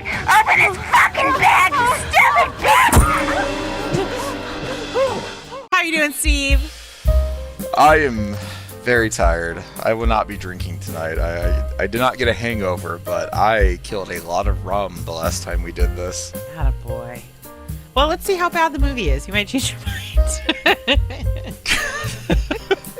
I don't know. I don't know that anything will be as bad as... Shit, what even the hell did we watch last week? What was it? Yeah, what was it? Oh, no, I remember Evils of the Night. Evils of the Night. Sex Chinos. Yes. So the other day, my friend Ariel went out for a walk, and there is a sex cult in her neighborhood. So she regularly sees public sex and nudity. And she was like, oh God, here we go again. It's too cold for this shit. And she got up close and she realized it was a guy that was just wearing tan Cheetos. And I was like, oh, you've seen sex Cheetos in the wild. I love that it's just a sex cult that hangs it's just so casually a sex cult. Oh yes. Like everybody is straight Donald Duck in it all the time. And they all drive PT Cruisers. Huh. God, Nebraska is boring. We need to start a cult, Steve. Yeah, you got to steam up those PT Cruiser windows. Like, that's how she's like, oh, God, here it goes again. Weird. Okay. I don't know where to take the conversation. A lot of elderly balls. It's a bummer. Welcome to the podcast, Steve and Matthew. I've had half a drink. Yeah, hi, everyone. Welcome to Stevecast. I hope all of that amazing conversation stays in. You pretty much already heard everyone talking, but joining me tonight, as usual, is Rachel. Hello! First mention of elderly balls. We already knocked that out. Good job. Happy to have you on. And we also have Matt. Hello! God. I do not have elderly balls yet. But yeah, we're working on it. We're working on it one day at a time. Yeah, literally. One day at a time. One day at a time, one ball at a time. I mean, I assume that they're aging in unison, so it would be two at a time. I mean, there's great variety in the world. Nature finds a way. God. Edit all of this out. Nope, balls stay in! So what are we watching tonight? We are watching the sequel to the first movie that we watched on the new and revived Stevecast many, many months ago at this point. Matt, you picked this movie, or at least you linked us to this movie. What are we watching tonight? Baby Oopsie 2, Murder Dolls. Yeah, I don't know what to think about this one. Like, I greatly enjoyed the first Baby Oopsie, and I believe that the two of you did as well. Yeah. Man, I don't know that I'm ready yet. I don't know that this is going to live up to the standard of quality set by the first. Not with that attitude, it won't. Charles Band is always ready, Steve. He's always ready. There's already a Baby Oopsie 3 up on Tubi. Yeah. Is it also, this movie's super short. Is the part 3 also 55 minutes? Part 3 is even shorter. It's 45 minutes. Jesus. Well, like, they're getting shorter and shorter with each sequel. I don't get it. This seems like he just made a movie and cut it in half and called it 1 and 2 to get double the Tubi money. Double the Tubi money, huh? Yeah, that Tubi fortune is just rolling it, just duck it after duck it. Yeah, this movie's only 55 minutes, so I feel like we're going to have a really short episode tonight, and I'm totally cool with that because I kind of want to go to bed. Jesus. What is this attitude? We need to, we got to hype you up. You need a hype man. What's going on? You can do this. Come on, Steve. Get on our level. We were supposed to have this weekend off, but Matt said, hey, let's do a bonus Stevecast. You're the one that wanted to do the bonus Stevecast. I just threw it out and said, hey, look, I am free. If anyone wants to do one, I'm open for it. And we can't say no to you. Give me all of your money in your bank account right now. PayPal it to me. Thank you. I will PayPal more money to you to confirm that I am not watching Andor. Oh, geez. We just did an Andor episode, and once again proved that you are missing out on the best TV show of the year, if not the decade. Don't care. I'm over Star Wars. Don't care about it anymore. And yet I'm going to Clockwork Orange your ass. Like, this is infuriating. And lots of things happen in Clockwork Orange. Exactly what are you planning? It depends on how much you fight me. And yet Steve is not tired of puppet movies. Yes. Because for the most part, they are good and fun and wonderful. Okay. Shout out Doll Factory. Great film. So, Baby Oopsie 2 Murder Dolls. Steve, you are like the bastion, like the repository for all plots of every movie ever. Do you remember what happened at the end of the first Baby Oopsie? Yes. Sybil and Baby Oopsie went to war, and then we find out that Ray Ray is actually like he worships you remember their names? Shut up. I'm so impressed.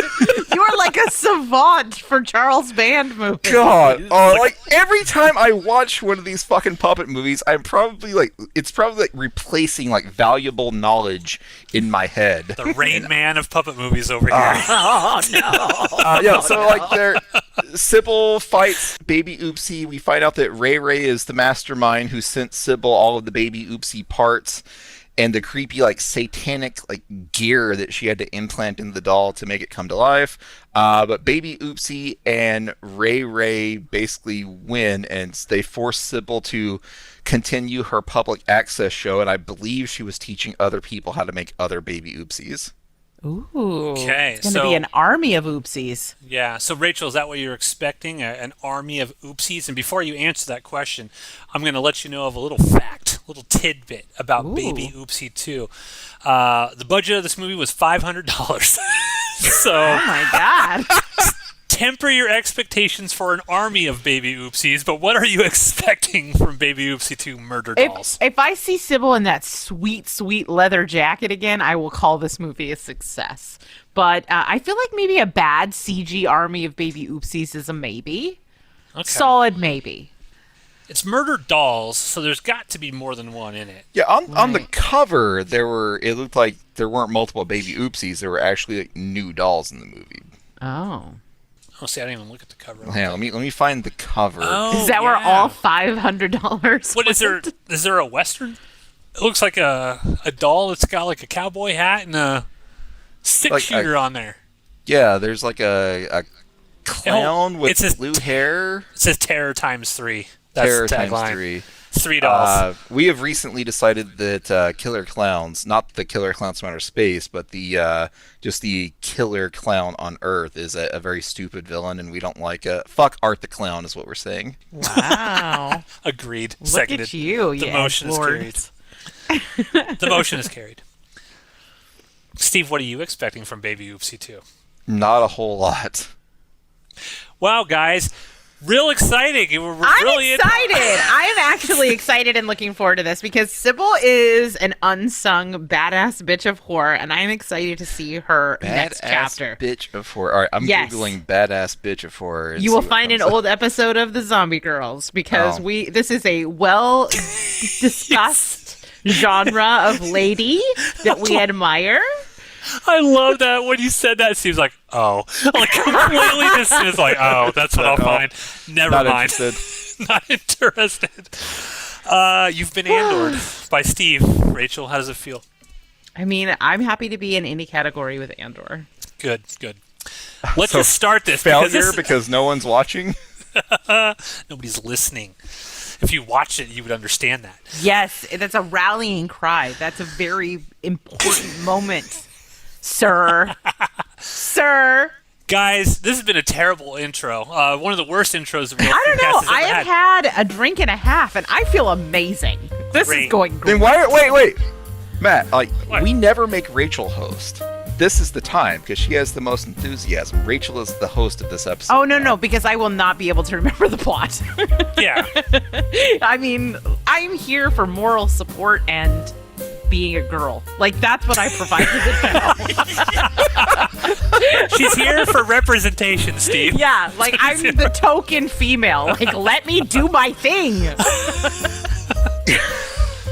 So with that, ladies and gentlemen, let's just start the movie. We do have Baby Oopsie 2 Murder Dolls is up on Tubi right now. So again, follow along. We're going to watch this in 15-minute chunks. Where's the link? Hold on. I don't have it pulled up. Wow. Here it is. Way to bring your Talk A about game. token woman. I mean, come on. There you go. I don't understand what that means. She was late and unprepared. I mean, in my defense, this is podcast 3 of the day, so... She was late to the Andor show. I was about to ask, was she on time for the last one? Thank you for confirming that. Listen, I'm sorry. She left me hanging 2 days, and then she was late today as well. So but was I worth the wait? That's the question. Well, you're always worth the wait. Yeah! So with that, everybody, we're going to watch this again, 15-minute chunks. We'll watch the first 15. We'll come back. We'll discuss what we saw, and then we rinse, repeat. And this will be a shorter episode because this is only 55 minutes long. So, Rachel, you ready? I'm ready. Let's do this. 5, 4, 3, 2, oopsie. Oh my god. Sex cult. Sex cult. Sex cult. This movie's hot. I have seen things that I never needed to see. Or that you didn't know that you wanted to see, Steve. No, I'm pretty sure I was right the first time. I think it just harnessed a new kink in Steve, is what I'm hearing. All right. Well, since Rachel set the stage for this episode, Rachel, take it away. No, don't make me do the thing where you break the plates to prove that you can't wash the dishes on this show, because like that's what's gonna happen. Like I don't. Let's just skip past that. What kind of life have you led? Well, you just met Skipper, like kind of like that. I don't know.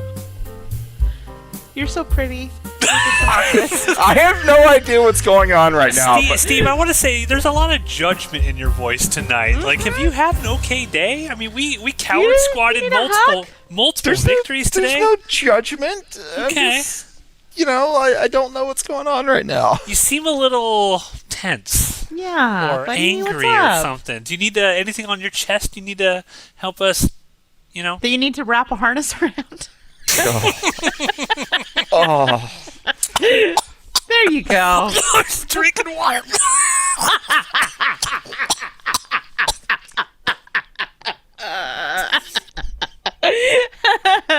Oh, God. I am going to talk like Saga. Oh, yeah. The invitation's getting better. Oh, God. Thanks, Rachel, for almost killing me. Sex Talk with Steve. Take it away. We're listening. Oh, God, let's talk about this movie. So, since the end of Baby Oopsie 1, Ray Ray and Sybil and Baby Oopsie are pretty much acting as a family unit where they feed Baby Oopsie SpaghettiOs and take them to the zoo. And also occasionally they pose as swingers named Butch and the Mistress, and they pay people to come over and do some BDSM roleplay with them. So we see Sybil and Ray Ray in leather and harnesses. Which I hope that's the one and only time that pops up in this movie. Sybil look kind of hot. I was like, get it, girl. Yes. This is like Charles Band's version of Cenobites right here. Getting real Cenobite in the Baby Oopsie franchise. So Butch and the Mistress invite over Trigger and Uma. You opened my box. I came. Yep. So did Steve. Sybil, a.k.a. the Mistress, takes Trigger to one room. Butch, a.k.a. Ray Ray, takes Uma to another. They make them put on some black leather. They blindfold them and they handcuff them to the various beds. The girl Uma is role playing as a naughty daughter who didn't do her homework, and Ray Ray is daddy who's going to punish her. Matt, very happy you picked this movie for us. Strongly dislike. don't like daddy stuff. That's nah. Yeah. Matt draws the line at daddy stuff. Daddy stuff is, I mean, like, I'm not going to yuck anybody's yum, like, do you, boo, but it does not do anything for me. It's just creepy. It's very creepy. Sometimes kink shaming is fine. This is one of those times. I actually feel like this is a pretty vanilla kink, though. Like, of all the kinks out there, like, I know some kinky people, and there are things that they tell me sometimes that blow even my mind. This is some vanilla kink. Yeah, so do better, Charles Band. That's what we're saying. Do better. Really challenge us in Baby Oopsie 3 is what we're saying. Or I guess Baby Oopsie 4 since you've already made do like part 3. razor play or something like that. Then we'll be impressed. I just got an email from Charles Band not too long ago. He might actually do an interview with us on the Outpost Unknown. So after this. I'm wondering if we could convince Charlie to give us $500 to make Baby Oopsie 4. Oh my God. It's only $500. Oh my God. Yes. For that money, you can't afford not to make the movie. Just so I can meet Sybil. Yes, let's do it. I'd go to Cleveland, Ohio, and make Baby Oopsie 4 over a weekend for $500. That'd be awesome. Yes. Are you in, Steve? Yeah, sure. Why the fuck not? This is like that Deadpool announcement. You're like my Wolverine. Are we going to get you in a harness, though, for $500?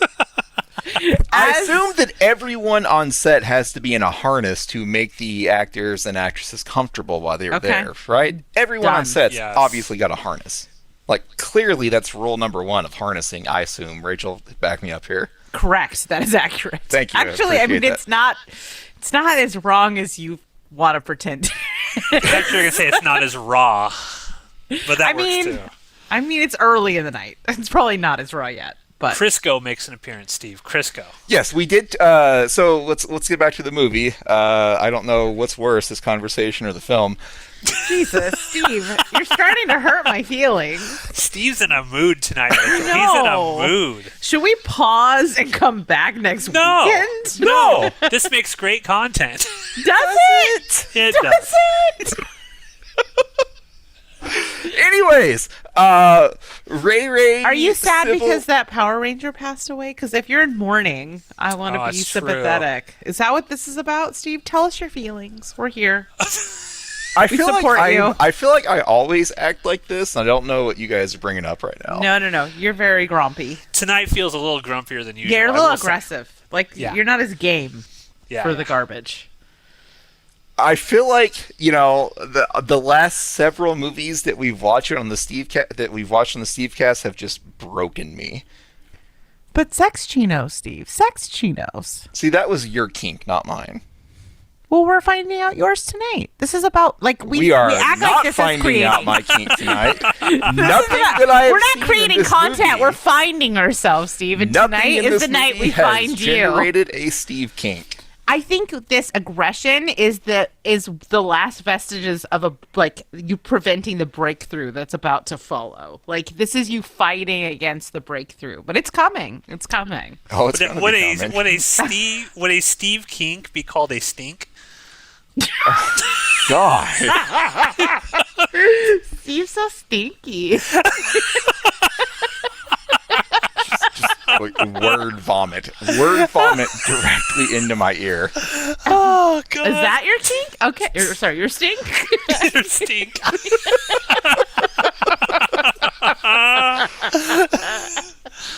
Anyway, Crisco, Steve. Crisco. So, the mistress and Butch have tied up their victims. And so Trigger and Uma think that, all right, shit's about to start. Daddy's about to punish me. But Ray and Sybil just leave the room. I'm just sampling Daddy's about to punish me. Steve saying that is just going to play over Who is and the over. daddy in this scenario? When you're going to play this soundbite over and over, who is I the would daddy? tell you, but I feel like I would be attacked. So let's just move forward.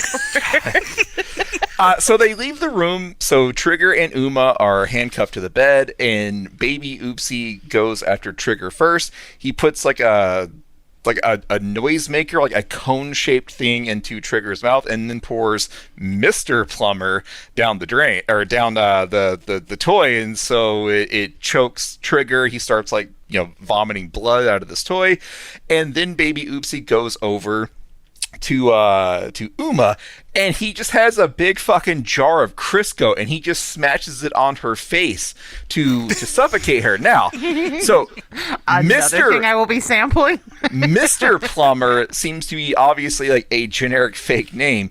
Crisco, we actually saw the brand. So what do you guys think? Did Charles Band actually get Crisco's permission to Hold on. use it in this I just way? looked up. There is a Crisco still Mr. a Plumber. thing? So these are actual legitimate products Yeah, I used to guess it murder is. these people. Okay, well, we tweeted Crisco and let them know that their product was used in a homicide in the Killer Doll movie. So we'll see if they reply to us, or maybe they'll reply with a cease and desist to Charles Band. We'll see how it goes. Well, that's going to put a damper on our Part 4 directing I don't know plans. if we should be blowing up our producer's spot, but Let me check out Mr. Plumber if they got a Twitter. Continue on. All right, so baby Oopsie kills Uma and Trigger, and then R.I.P. Rest in power. Yes, obviously, rest in peace. The best characters in the movie, they will be missed. Meanwhile, Sybil and Ray are downstairs eating dinner, and then they both praise Satan, and the opening credits start. Yeah. So afterwards, what is it? Sybil's coworker named Lottie from the first movie comes over. Did Lottie show up first? Maybe Lottie showed up before the killing. At some point, Sybil's co-worker shows up, tells Sybil, hey, what the hell's been going on? You haven't been at work. You haven't been answering your phone, and Sybil tries to deflect, but Lottie's not having it. So Lottie tries to like kind of get in the house, and Sybil shuts the door on Lottie's fingers, and then we never see her again. So I'm assuming that baby Oopsie killed her at some point, but we don't actually know for sure. After the actual killings of the kink buddies, Sybil is taking out the garbage, and another great name for a spin-off show. Kink Buddies. I will not be on Kink Buddies. Well, that's because you're on Stink Buddies. Great. Fantastic. So happy that's going to be a thing.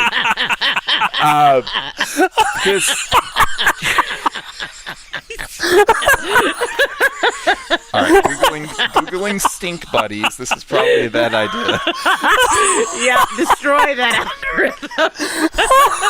All right, so I'm not clicking on this. So I want to say I googled Stink Buddies, and the first result is a title that says Harvest a pound every 3 weeks the Stink Bud way. Oh my god! There's a Stink Buddies women's t-shirt. Breeze, Matthew, breeze. All right, You said that with such conviction. That's because you're going to be on Stink Buddies. I'm going to put this in the chat. This is what Rachel's getting for Christmas. Oh my god. A Stink Buddies t-shirt. I will proudly wear a Stink Buddies t-shirt. Oh, Jesus.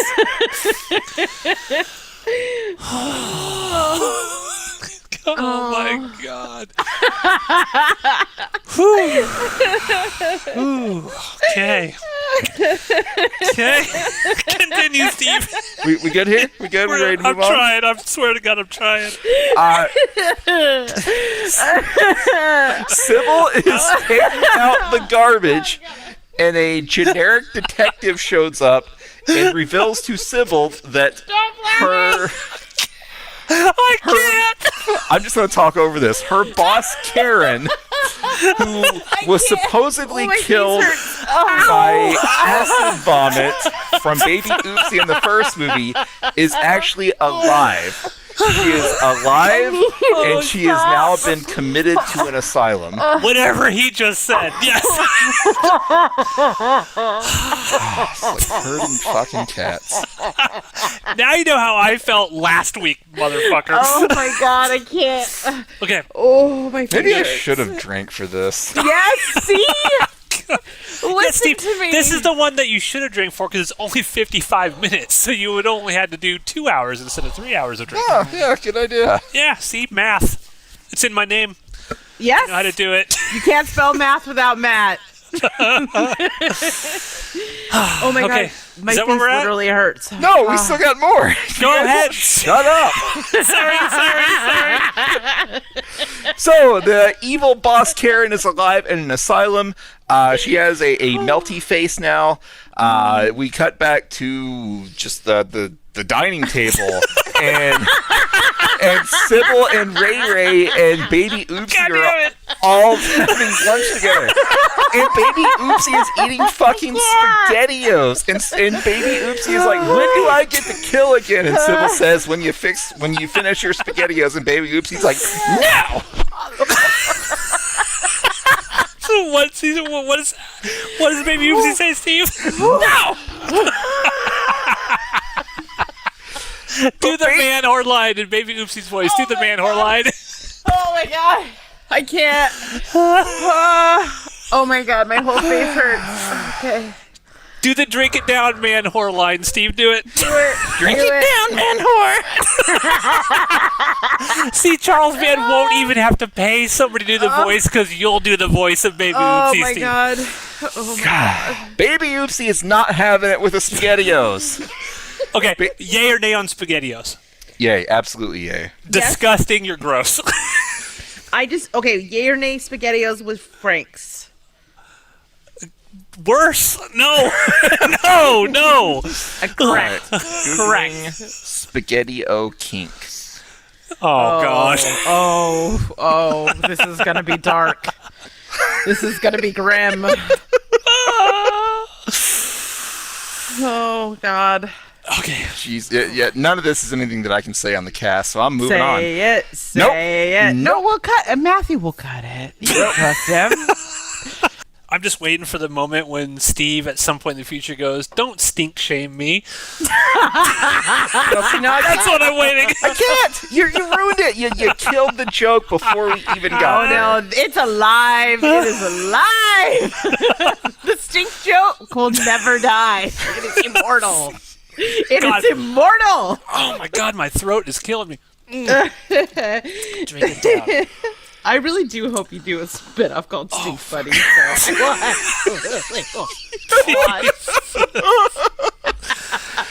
God, we're still not done talking about the first 15 minutes of this movie. Finish. I'm so close. Whoa. Well, I guess we're already on Stink Buddy. All right, so Baby Oopsie wants to go kill because he doesn't want SpaghettiOs, and so Ray. Rachel. Stink Buddies, Crud Buddies crossover. Oh my god! The Stink Crud Buddies. Sorry, Steve. Yes, I'm sorry. Crud is oh my god, it's the Stinkiverse. I can't even. The expanded Stinkiverse.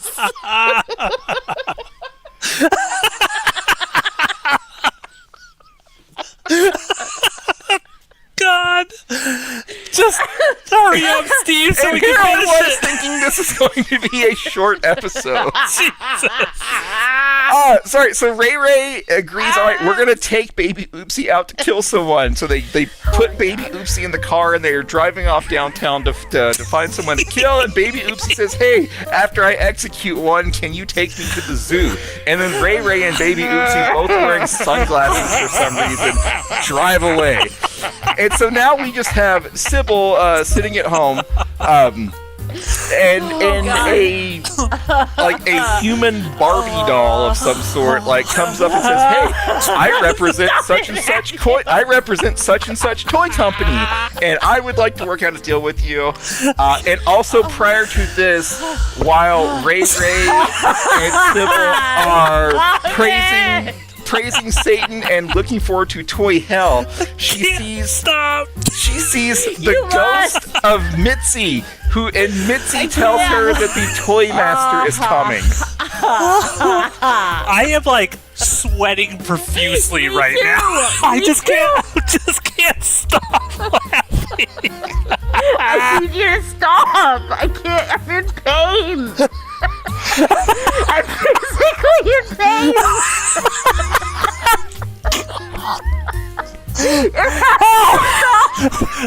Okay. We're gonna go to the next 15 minutes, guys. It's 15 to 30. 5, 4, 3, 2, 1. Play. Oh, okay.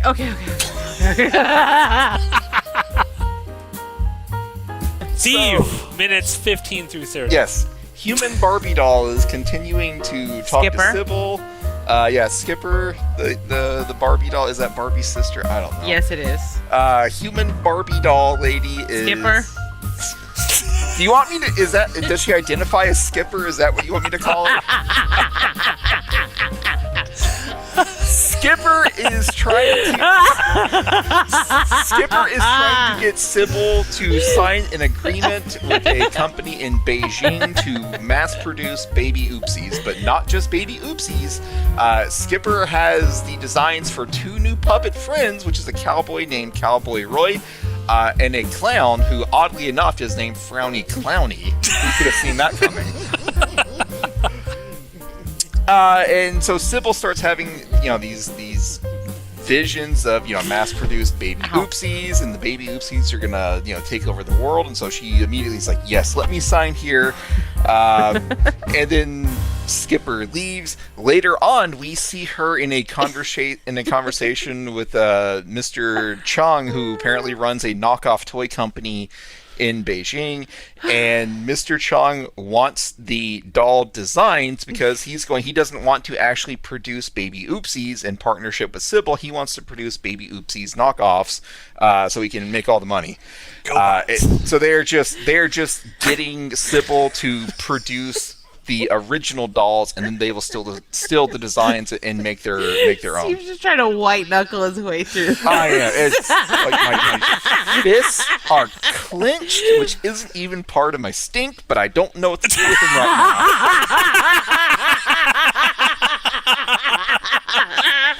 God damn it! Back around. God damn it! So Sybil. Oh my god. Sybil gets to work designing Frowny Clowny and Cowboy Roy, and she begins to kind of ignore Baby Oopsie while this is going around, so Ray Ray takes Baby Oopsie away. Oh and my god. Sybil, they're going to kill the mailman. The mailman is the one that outed Ray Ray as the mastermind back in the first movie. Oh god. And so they're gonna Baby Oopsie and Ray Ray are going to go kill the mailman, and Sybil begins working on the new doll designs. But she also has a vision of Mitzi, who tells her, don't do this, fight the evil. And so Sybil says, all right, I'm going to fight the evil, but I'm going to need help. And Matt was real worried that was going to lead to good guy dolls, but that's not what happened.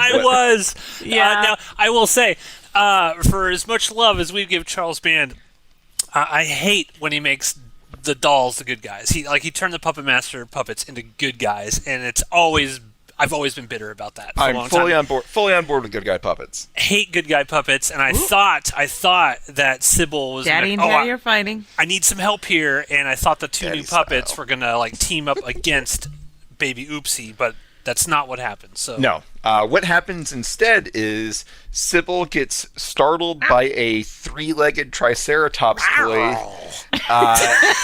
and goes over to mess with the toy, and then suddenly this blue vortex opens, and she walks away with her dad's scrapbook in which she remembers that, I was voted Catholic of the Year at one point, so I can't be evil. I'm a Catholic. I can't be evil.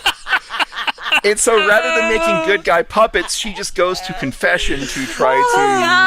I have to take a shower after this. I am soaking wet. Are you stinky?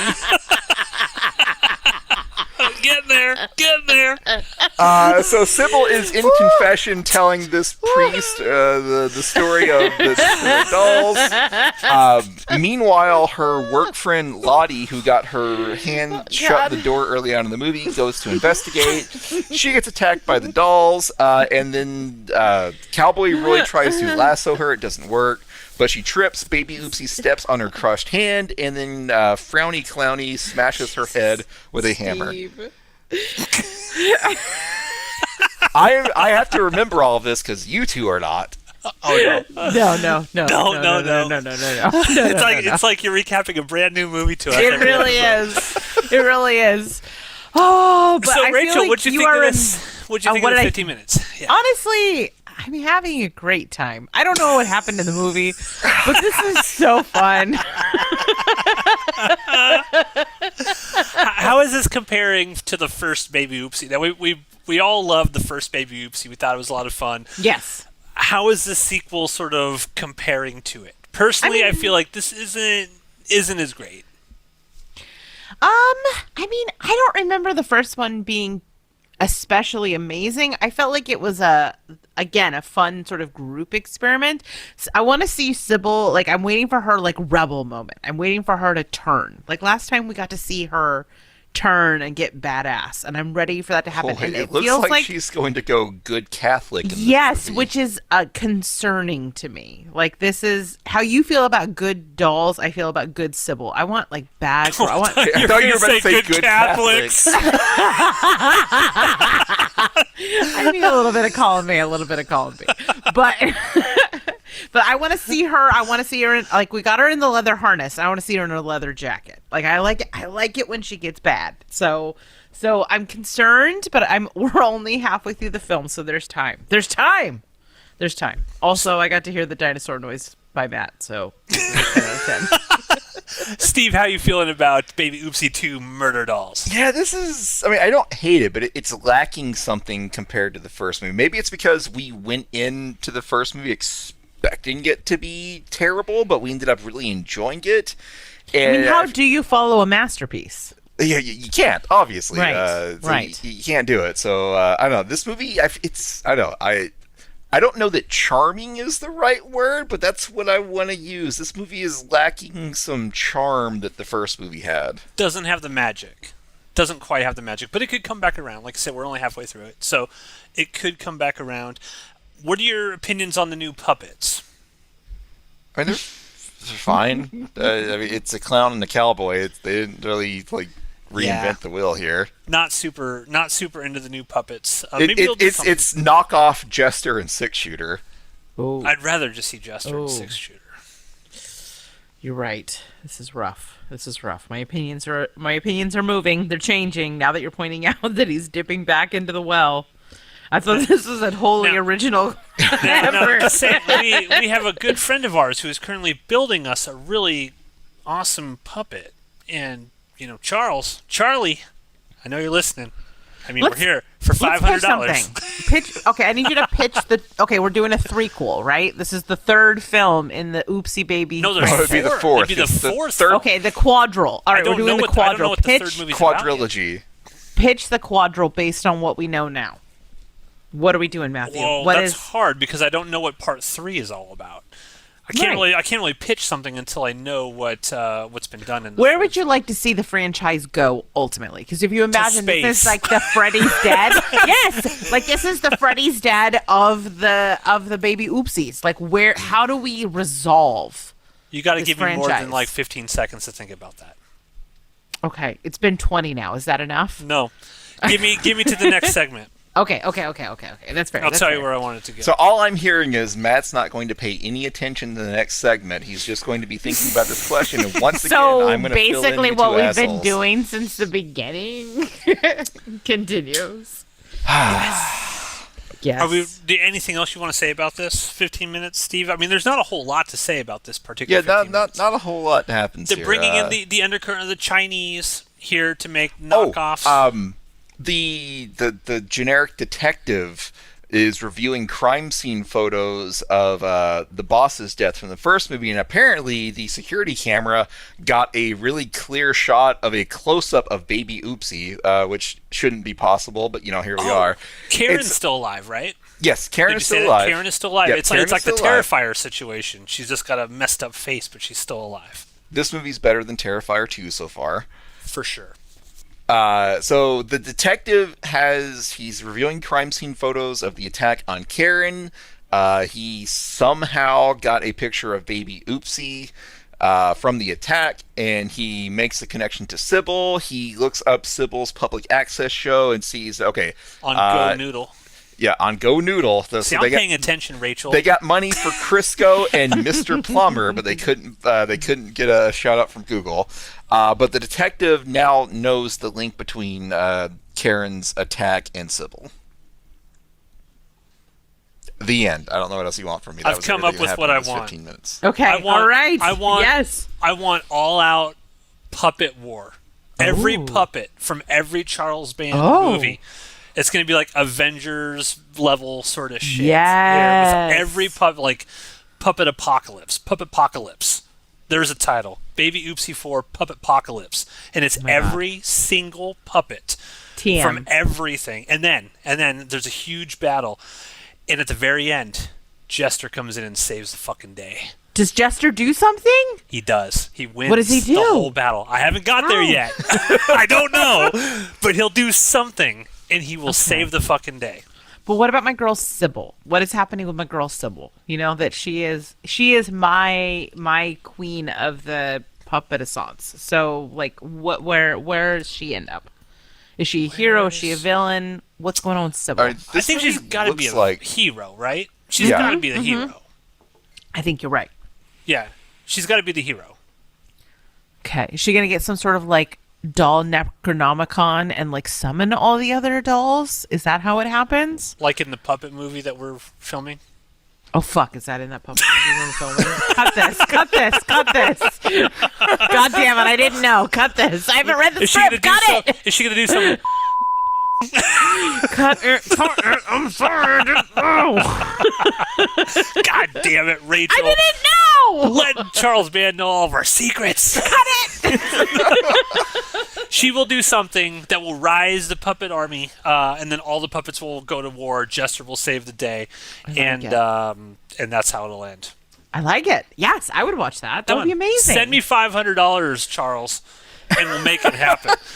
We know you got all the puppets just sitting in a warehouse somewhere. They're already built. Just let us have them. We'll borrow them for a while. We'll make something awesome. What would happen if you got your hands on an actual, like, on-film Jester puppet? Would you lose your mind? See, I would lose my mind. Charles Band, like every Valentine's Day or something, he always does half price. He has 1-to-1 recreations of all of the puppets. Yeah. And this past, I don't know, whatever, maybe it was October for Halloween, he had them 50% off. It was like $110, and you can get yourself an exact replica of Jester. And I was like, I should do it, and I never ever do. But one of these days, I'm going to take him up on his offer when these things are 50% off, and I'm going to buy myself a Jester puppet. But yeah, I want to make a puppet movie with Charles Band now. I mean, I think that's an achievable goal. I think you can make it happen, Matthew. We can make it happen. We can do it. I do. I think he'd throw $500 your way. Yeah. We'll get DJ to fly out. He'd do it. Yeah, come out. 100%. Rachel, I'll come out. You come out. I'll be the Sybil Wrangler. I can't wait. Let's do it. Are you in, Steve? Are you in? Steve's in. Yeah, sure. Obviously. He's in. Steve's the hype man. He's going to keep that energy up. All right. Let's watch minutes 30. Can we have a quick pee break between these two breaks? I'm you sorry. Guys I'm drinking. Pissing. All you guys do is piss. Somehow, we piss. have a movie that's 55 minutes, and we've talked for an hour and a half anyway, and we're not. That's what happens when three best friends get together. We're best friends, right? Friends is a strong word. The strong word. We're the bestest of acquaintances, dude. I don't know if I'm going to come back for this pee break. Go It might be pee. you. Go pee, Rachel. We'll wait for you. Okay. Yes. I'm peeing. Hold on. But stand up while you do it. Show dominance on the toilet. We're back, ladies and gentlemen. Rachel has finished urinating, standing up, and we're about ready to finish minutes 30 through 45 of Baby Oopsie 2 Murder Dolls in 5, 4, 3, 2, stink. Do that thing. Guys, I may have overserved myself a little bit.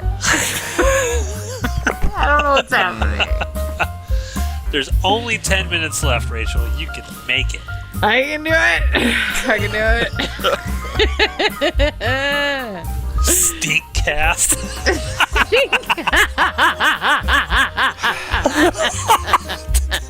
No!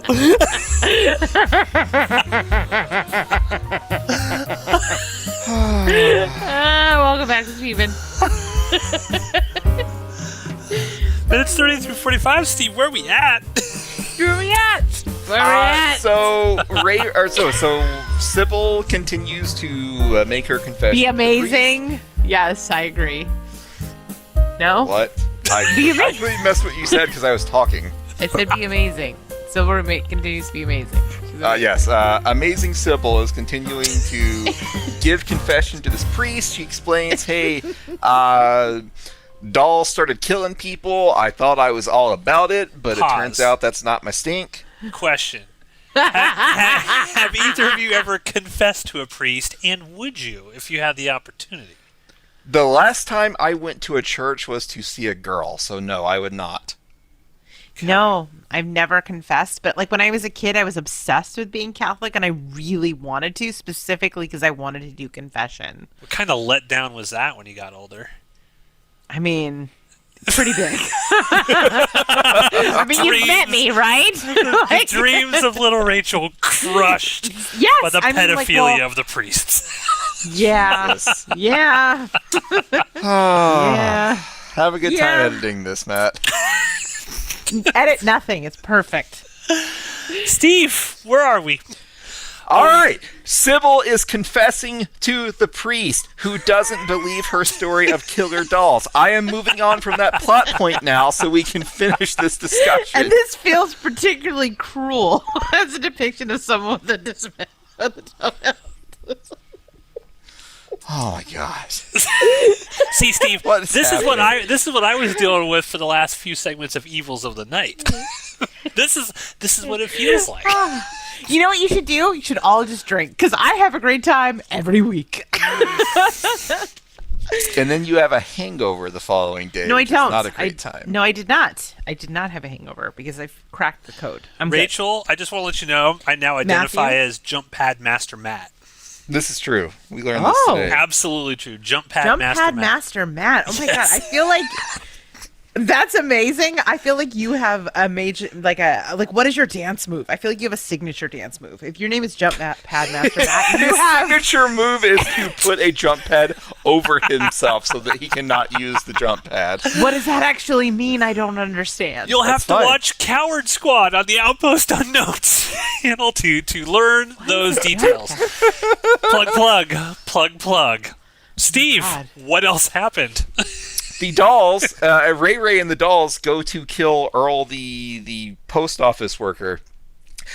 Sybil is trying to call him and warn him, but he's listening to, I don't know, some stupid bullshit about positivity and connecting to the universe, which will get you porn women, according to this tape that he's got on.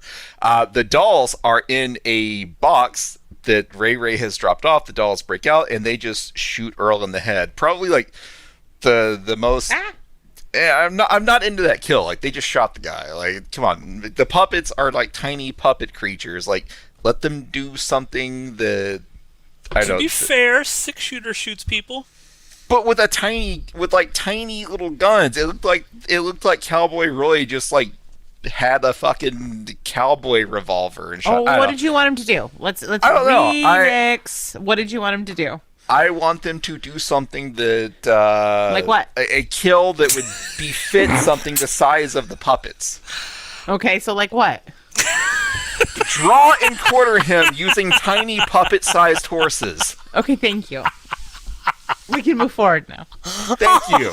Thank you for giving me permission to move forward. You're welcome. I really You can call me appreciate mistress. that. Call me mistress. Mistress Rachel, thank you. Yes, Mistress Rachel, can I please continue with the synopsis? Yes, of these you dirty last little 15 piggy. minutes? Continue. Thank you. Oink, oink. I appreciate it. God.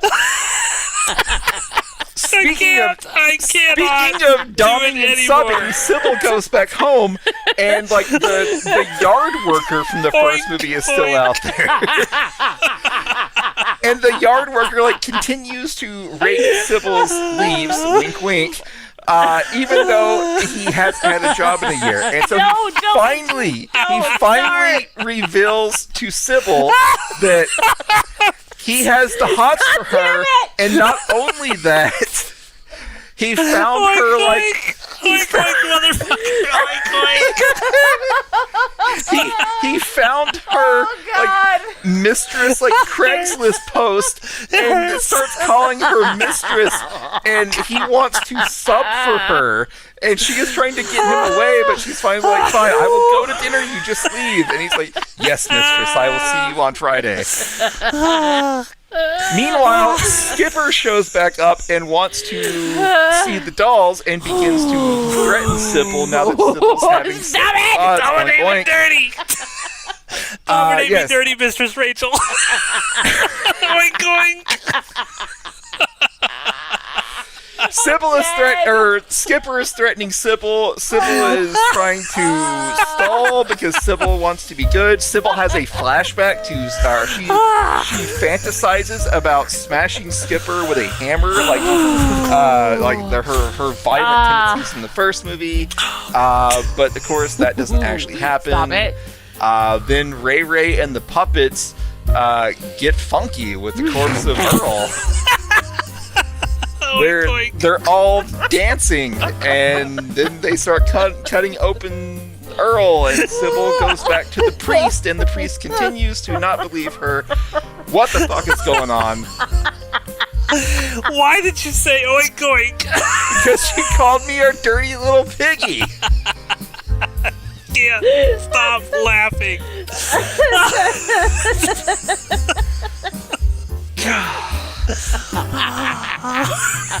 What am I doing with my life? So, Steve, how's this all going to end? We got 10 minutes left. How's this all going to wrap up? I think the priest is going to end up helping. Sybil's going to convince the priest, and the priest is going to go and try to fight the puppets. Sure. Okay, sounds good to me. Let's watch the last 10 minutes of Baby Oopsie 2 Murder Dolls.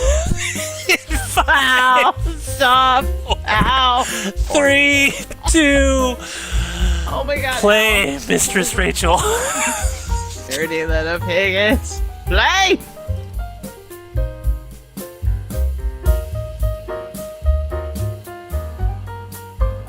Well, damn. Now I got doll blue balls. Right? That was crazy. No. Wow. So seriously, like, Charles Band made a normal length film and then just cut it in half and called it part 2 and part 3, even though neither of them are feature Correct. length. That's what happened, right? Yes, that's correct. That is literally what happened. Well, what's interesting is I looked at the very end of the credits. Charles Band will always put the number, like he numbers all of his movies, and this is number 359. So it's the 359th movie he's done. Wow. And I'm like, That's Jesus, impressive. that's a lot. That's a lot of movies. But yeah, he did just make one and split it in two, and then call it 2 separate movies for his little canon filmography sort of thing there. Yeah, I'm calling shenanigans. I'm calling shenanigans on this one. Yeah. All right, Steve. Except for, are you just chomping at the bit for the next half? I don't know what's going on. I need Steve to tell me what happened in the last 10 minutes before I can tell you. Fair. Steve, fair. What happened? Not a whole hell of a lot happened in this last 10 minutes. Sybil continues to try to convince the priest, and he continues to shoot her down, but he does go and chat with, I don't know, the mega priest, who tells him to go down to the basement and read the archives, in which he immediately finds, like, the Toy Necronomicon, which talks about the Toy Master and the toys will rise. So now, presumably, in part 3, aka the rest of part 2, he's now going to be on Sybil's side. The Historia Demonis Toys. Yes. Apparently there's not a Latin word for toys. I'm going to Google Translate that right now. Thank you. Sybil is not happy that her postman friend Earl has been killed. She sees another vision of Mitzi's ghost that's telling her, I'm trapped in purgatory. I can't move on to the pearly gates until you stop what Ray Ray is doing. Ray is carrying around Sybil tells Ray, hey, bring the dolls back over, we'll have dinner, blah, blah, blah. Then it cuts to, like, this heavy rock soundtrack as Sybil is making dinner. She tells Ray, put the dolls down in the basement because I need to make some tweaks later. The dolls aren't happy because they're stuck in this, I don't know, like, luggage suitcase, I don't know, wooden toy box thing. And meanwhile, so Sybil and Ray start to have dinner, and she hits Ray in the head with a frying pan. He sits back up, and his face is demonic, and he breathes fire, and so Sybil hits him again, and the movie just ends. Yeah. What the fuck? Is he the Toy Master? I thought they were trying to summon the Toy Master, so I don't know. Yeah, but they said that they said earlier that Ray and the toys are possessed. Huh. Disappointed in how this one ended. That's because we only got half the movie. But when does the third one come out? It's already out. Okay, It's so then, out. it's just a teaser to lead you into the next one, right? But do you feel like Should that we just is- start the next one right now? No. No, I'm out. I'm tapping out. Wait, okay, this brings up an interesting thing because for our love, like Steve, you've seen all the Puppet Master movies, correct? Yes. Okay, we generally get very excited when a new Puppet Master movie is coming out, correct? Yes, absolutely. How many times have we been burned by a Puppet Master movie? Quite a few. And yet, you continue to And go back to the Puppet Master well. Just throwing that out there. Plug Andor. Because the majority of them are enjoyable.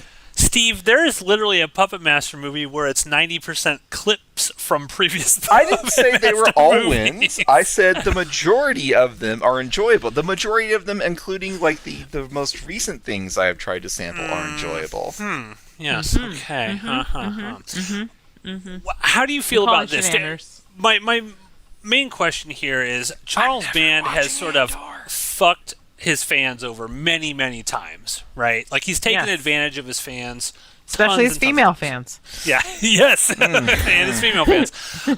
How does this make you feel when you see this? Are you like, well, okay, Charles Band, he's just got to make a buck, right? He's a micro-budget auteur out there trying to make a living and trying to keep these movies rolling. Is this something that you're okay with when he does something like this? Or is this something that burns you? And you're like, well, fuck, I don't even want to watch the third one because he's basically just, toying with my money and my emotions and my time. Well, see, here's the thing. I think that several of the Puppet Master movies have sucked. I'm not particularly thrilled that he made one movie, cut it in half, and called it Part 2 and Part 3.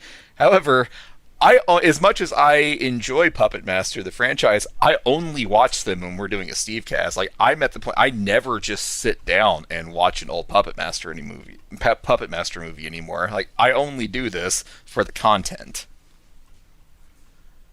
That hurts me a little bit, Steve. Yeah. I watched Puppet Master 2 probably about a month ago. On Blu-ray, no less. It's a good movie. Rachel. Yes. What? Huh? What? Have you watched any of the Puppet Master movies? Are you an aficionado of So Puppet Master? the Puppet Master movies were definitely like a feature of like junior high slumber parties. So I have an affection for them for sure. I was troubling because I had dipped out for many years to come back and enter the Axis of Evil phase. That was a rough return to the genre. But at the same time, because like they got me when I was young, I do have a very big soft spot for those early films, for sure. What's your favorite puppet? Oh, Leech Woman, for sure. Like, representation. Oh. Yeah, for sure. Leech Woman's my gal. So here's a question. If we weren't watching these for the Stevecast, I feel like Matt probably would, but Rachel, would you have ever watched Baby Oopsie? No. If not for this. No. See, that's kind of the boat that I'm in now. Like, I still, for the most part, enjoy Puppet Master movies, even though I know that a lot of them are shitty. But I'm never going to watch one again unless it's for the Stevecast or something else. I would watch them with you, period. Like, we don't have to be recording it to create content. It's a group experience. Yeah. It's not something I'm going to sit down and enjoy myself anymore. But if, like, we were, like, hanging in Nebraska and you were Which like... will never happen, but... Except for it actually is happening in May. If you popped one on, I would be like, yeah, let's fucking do this. That would be fun because it is now like I associate this franchise with hanging out with you. See, I love the old Full Moon stuff. I grew up on that. I have lots of memories with my mom renting Full Moon movies and us watching them together. Like, there's a new Subspecies movie coming out, right? Subspecies 5, the first Subspecies movie in like almost 30 years. I'm going to watch it when it comes out. I am going to watch it. It doesn't even have to be, even if we didn't have Outpost Unknown, I would just watch that movie. Now, I wouldn't necessarily watch Killjoy 6 or whatever is coming out, but there are certain properties within the Charles Band cinematic universe that I will make appointment viewing when a new one comes out. Puppet Master would be the same thing. Every time there's a new Puppet Master, I'm like, all right, I'm gonna spend my time on this. Baby Oopsie, I think I probably would have checked out the first one for sure. I don't know if I would have gone into 2 and 3 and, continued with this. Like, there's a lot of franchises that Charles Band does, like the Evil Bong stuff. I don't watch those. I have no interest in that kind of stuff. But I don't have a problem, like, telling Charles Band, like, I generally speaking, support what you're doing here. You're trying to give us puppet movies, and we don't get those from anyone else. I hear Dream Thief Studios might be doing one. They're an up-and-coming studio. But, I feel like, I think I would. I mean, I still support Charles Band, I suppose. Yeah. Yeah, good Nope. for you. Full moon stuff has transitioned to things that I either don't care about at all or things that I will only watch as an experience with my friends. If you want to say that this is another form of burnout, go for it. I don't think so. I mean, because I think that there's value in having certain things that you enjoy specifically as an experience watching with your friends. Like, so much of my horror fandom is a result of those, like, young experiences of having things we watched with friends. I think having something that you enjoy socially is just as valuable as something that you enjoy solo. I don't know. I think that's not burnout. I think that's about the way that a particular property like enhances an experience you have with friends and vice versa. I'm mostly just saying that Matt's comparison of all of this to Andor is bullshit. Well, I mean, Andor is a masterpiece, and anyone who's not watching it is an absolute fool and probably shouldn't be allowed to have a driver's license. I will point out that I think you hit the nail on the head with that that little soliloquy you just did, Rachel, because I'm doing an episode of Forgotten Horrors right now on Cannibal Campout. And Cannibal Campout is a film that's very near and dear to my heart. It is one of the worst things I've ever seen in my life. Like comparing like Baby Oopsie 2 to that, and this is like Citizen Kane. But I saw it at the time when I was like 15 with a bunch of friends, and it was just that magical night, right? That experience for hopped up on sugar and we're just having a great time. And I love the movie because of that. And if I had watched that movie on my own by myself, I would have been like, this is trash. So yeah, I definitely think there is sort of a communal aspect to a lot of this sort of goofier horror sort of stuff that you don't get in other film genres, right? I don't hear a lot of people who love dramas saying, I want to get together with my friends and really experience this drama. Comedy, maybe comedy is something comparable. Comedies are, you sort of have that group thing with comedies, but a lot of other genres you don't get that. You know, crime thriller. I didn't enjoy Seven unless it was with my friends. People don't do that. Yeah, agree. So, what do we think is going to happen in part 3? Let's do our final predictions. Steve, you paid the closest attention. What's going to happen in part 3? I mean, I assume that Skipper is going to be killed horrifically, and Sybil and the priest are going to team up to fight Ray the dolls and potentially the Toy Master. Yeah, and I think, I was talking about Puppet Apocalypse with this Puppet Necronomicon sort of thing. It said all the toys must rise, whatever. I'm kind of wondering, are we going to get that? Are we going to get, like, cameos of the Puppet Master puppets in the next film? It's going to be the Doctor Strange 2, where we see, like, little clips of other universes. Oh, like a multiverse of puppets. Yeah. You don't sound excited, Rachel. No, I would watch the shit out of that. I have to be honest though, the only puppets that I've seen are the Puppet Master puppets and Baby Oopsie. Like, I have not really delved into the demonic toys of it all, so Baby Oopsie is one of the demonic toys. Right. But I mean beyond, BO, like, I don't know the deep Are you telling me you haven't watched Doll Graveyard? I didn't even know it existed until this very minute. I'm so disappointed in you. I mean, would this be a show if you weren't disappointed in me at some point? What? We need to come up with that show, Steve. Something involving the disappointing Rachel, or being disappointed in Rachel. But I think that's every show on the channel. I don't know that I have anything else. Mistress Rachel, is it okay for us to end the show now? Yes, dirty little piggy, wrap it up. Oink, oink. And we're done. Bye. Amazing. Cut. Okay, cool. Right. Hello, everyone. Welcome back to the Stevecast. I am Steve, joined as usual by Rachel. Hello. Returning guest host Matt. He has decided to stop punishing us for the great disrespect we paid him during the last American Ninja movie. I decided to grace you both with my presence tonight. You are welcome. You are welcome. Listen, I'm actually excited to be back. Yeah, Excited I'm to be you're back. I've missed you. Like, Steve and I have bonded, and it's been like we've trauma bonded through some movies together. Yeah, but it's not the same without you, Matthew. Yeah. So I'm glad. Yeah, for the viewer who didn't watch, yeah, Rachel just pissed me off on that last movie, and I just bailed. I was like, I'm fucking sick of this shit, and I quit. But I'm back now, so it's I good. liked it. It's It's specifically Rachel. Like I had nothing to do with this, apparently. Right. Steve, you always piss me off. Rachel never decade. Does. Yeah, you've teased me relentlessly for a decade. I cannot tell you how many sandwich requests I've put up with over the years. I tease you one time, and it's just like yeah. Rachel gives Matt shit about one movie, and he fucking quits after 10 years of the constant Matt-sogyny that he's directed your way. Matt-sogyny? Whoa! Thank you, Steve. Thanks for making that a thing. Also joined by Jeff.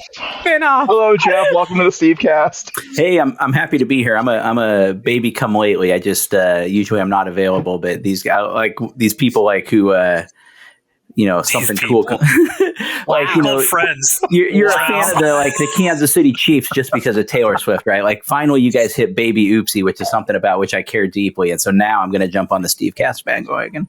Yeah, so you just watched Baby Oopsie 1. Did you watch Baby Oopsie 2?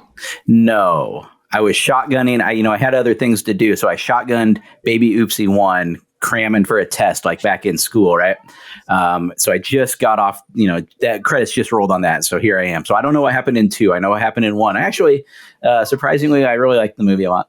We did as well. So I really found the characters great. I don't know that we've actually said it so far during this recording, but we are watching Baby Oopsie 3 tonight, Burn Baby Burn. We watched, I think Baby Oopsie 1 might have been the first episode of the revived Stevecast on Outpost Unknown. It was. We really, I don't know that it was good, but we enjoyed the hell out of it. And then we watched Baby Oopsie 2, which is really just half of a movie because it's only 55 minutes. I think it was fine. I think we liked it, but probably not nearly as much as the first. I saw someone in the Discord requested some sort of recap, and so what I think happened, we watched this like 6 months ago now. Yeah. What I think happened was Sybil was all in on being super evil with the puppets and Ray Ray. 2 new evil puppets were created, which I think were like a clown and a cowboy. Right. And then at some point, Sybil has a face turn. She no longer wants to be evil, and so the end of the movie is she either poisons or drugs Ray during dinner, and he passes out for like half a second before immediately reviving with devil face, breathing breathing fire like some sort of demon. So I think Ray is a demon, and Sybil's got to deal with that during Baby Oopsie 3. Burn Baby Burn. Yeah, I mean, I just finished Baby Oopsie 1, and at the end of Baby Oopsie 1, Ray sort of reveals himself, and he's got the glowing red eyes, and he looks like he's got something going on. Well, yeah. Yeah. Well, part 2, we have nothing to say about part 2. I love Ray. I love Sybil. I love everyone in this movie. You should watch part 2 because they open that movie in full bondage gear, and they're luring people off of Craigslist personals, and then they let the doll, or at that point, I guess it's just Baby Oopsie, lets them kill them. In part 2, doesn't Sybil find another person that wants to be a good guy? I have some vague recollection of her going and sharing her story with someone. These characters are complex. They've all got good motivations, and Sybil's not evil, right? But she just finds herself in a situation. This is good writing. This is better quality than I expect from these types of toy movies that you guys like. Matt, Charles Band doesn't fuck around with his toy movies. He absolutely fucks around with toy movies. I think he does, and that's why I was surprised by this one. What's going on with these being called seasons? Because Matt posted something saying that this was actually a TV show. I saw that on IMDb. Over seasons, but it's just one movie. So they released one 55-minute thing, and it's that's season 2. I don't get it. I think this is part of the Full Moon streaming service. Yeah. If you pay $6.99 and then bits and pieces of these movies that he makes, he just drops to try to keep you paying that $6.99 a month going forward. So I think that's kind of what they were doing. It wasn't with season that. 2 of Baby free, Oopsie. but after that you got to pay. Yeah, it wasn't season 2 of Baby Oopsie. It was season 2 of Full Moon. Is that what we're getting here? Maybe. I don't know. It doesn't matter. Don't think too hard about this. I still feel like Charles Band made one movie and then cut it in half to get more money out of people. Sure. So like whatever, 100%. like I don't know if he's like selling these, if they're DVDs, but like whatever the equivalent of DLC is for movies, I think Charles Band created that here with Baby Oopsie 2 and Charles Baby Band Oopsie invented 3. DLC for movies. That's great. He did. Yep. Yeah, so Baby Oopsie 2 is only 55 minutes. Baby Oopsie 3 is only 45. So again, this is just one movie that he cut in half. And so what we do on the Stevecast is we watch the movie in chunks. The time has fluctuated. I think last time Rachel and I did an episode, we did 20 minutes. This is only 45 minutes. So I think we say 15 minutes, break it up into 3 equally spaced chunks and, get done while, we all have the opportunity to still go and do something worthwhile with our night. I got two things quickly. Yeah. I don't know if this has been brought, but I'm sure we'll get some sort of Full Moon fan crossover watching this episode. We do have a new show on Outpost Unknown, Full Moon Fridays. Steve, myself, and our good friend Borp from Sweden are watching. Well, we started with Subspecies, Steve and I, and then we roped Borp into watching all of the Puppet Master movies in chronological order, not in release date order, in chronological so the timeline is order. correct. Yeah. Yes. Which somehow makes it less sense. Yeah, Borp is very confused. I don't even know if we'll be friends with him after this is over. He might not even make it all the way through. But you can check out Full Moon Fridays on Outpost Unknown for that. And the other question I would have is, how does this all end, folks? We got to make our predictions. We're about to watch Baby Oopsie 3. To my knowledge, there are no more Baby Oopsie movies. So we'll start with Rachel. How does this end? Oh, this is rough because I was the person that asked for the recap because I'm realizing my ADHD is not good for 6-month breaks. But I do think I remember there was something about Baby Oopsie Sybil betraying Baby Oopsie. Does that sound familiar, Steve? She tries to return to the side of good during Baby Oopsie 2. So yeah, some sort of betrayal will happen. I think it's just a question of, does she win or not? Do we get a Sybil doll? Does Sybil get sacrificed on the doll altar, and we have like a Sybil Cabbage Patch doll that is the fourth demonic toy? I remember she got a leather jacket, so she was pretty hardcore in the second one. Yeah. So I don't think you can take down someone that badass. I think ultimately she is going to be the one who wins over Ray Ray. If anything, she could do the hold her hand on his head while he swings on her a bunch. It'll be great. Well, what happens to Baby Oopsie and the other puppets? Do they die I at think the end it's of gonna this? look like they're dead, but then we're gonna see some sort of post credit. Don't worry, this will never actually end as long as you'll pay money for it. Okay. Cash grab. Does Charles Band have the balls to set up a Baby Oopsie quadrilogy? Yes.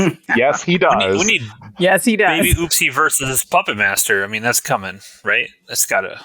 There is a brand new Puppet Master continuity, the reboot. So we've already had Puppet Master versus Demonic Toys. Now we've got to do that in the new universes that these movies take place in. Steve, every Puppet Master movie is a new universe because it doesn't make any sense. That's true. That is 100% true.